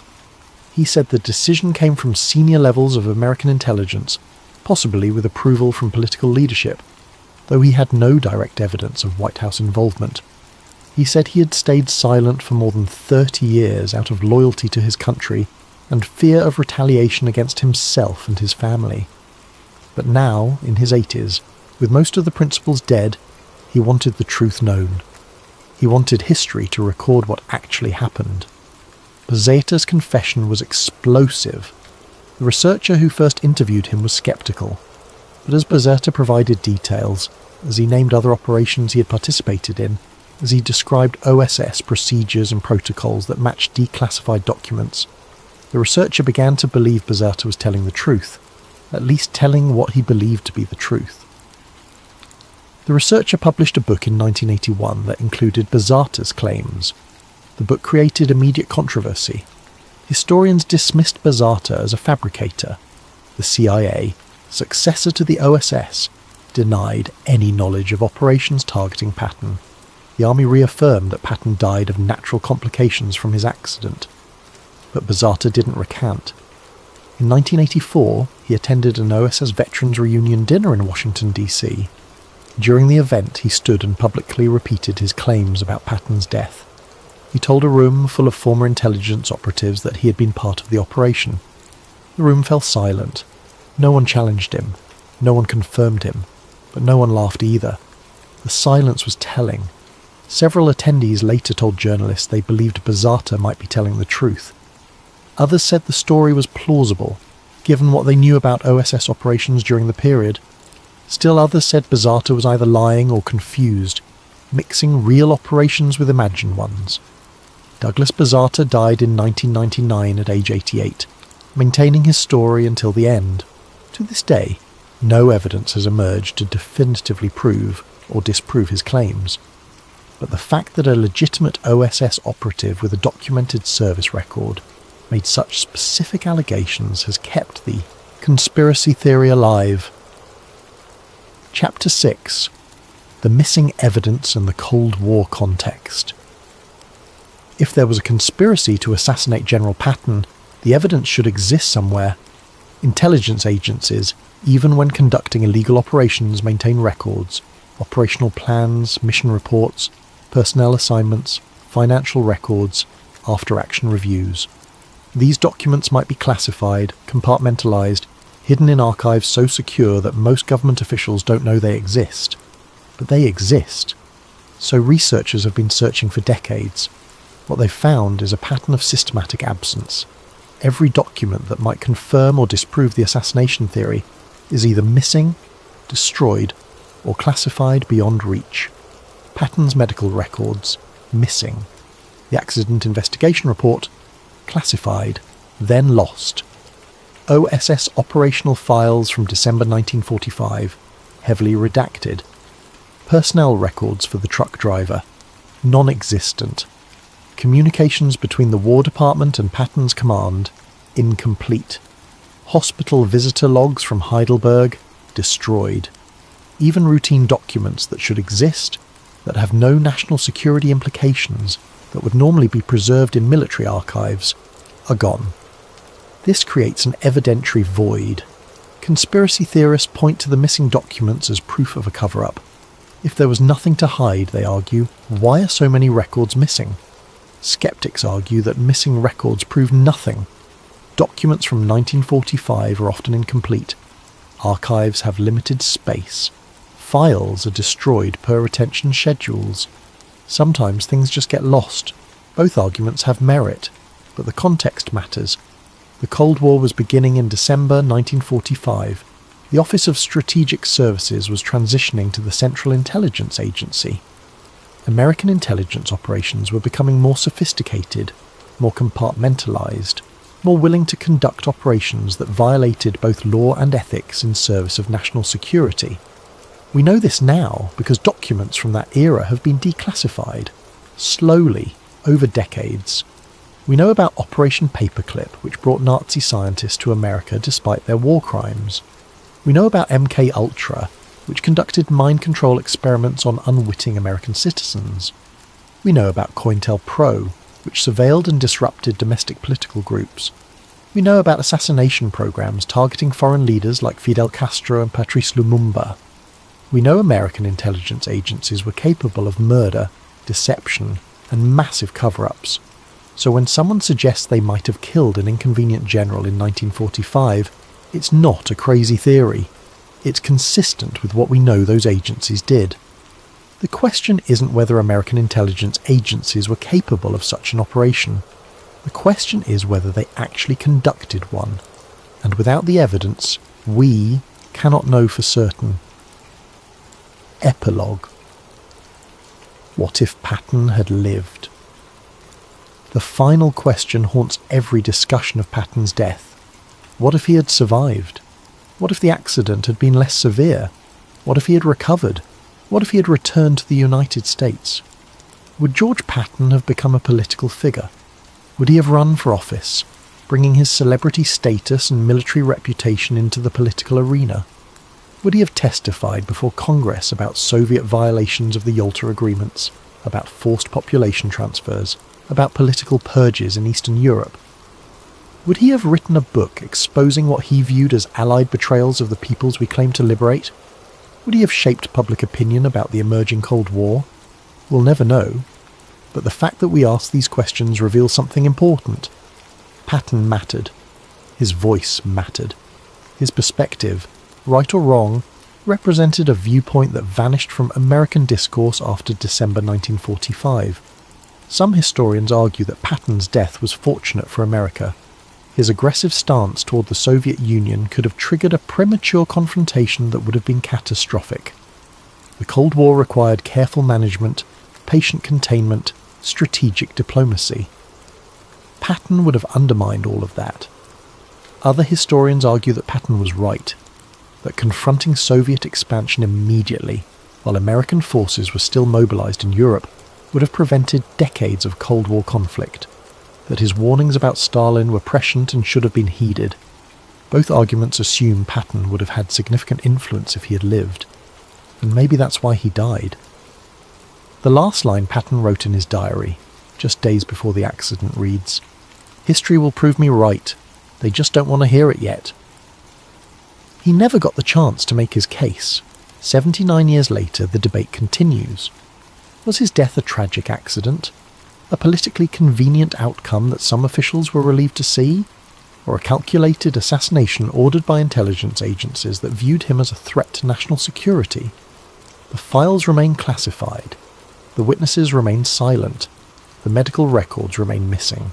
And George Smith Patton Jr. remains buried in Luxembourg, alongside the soldiers he commanded, his warnings unheeded, his voice silenced, his truth lost to history.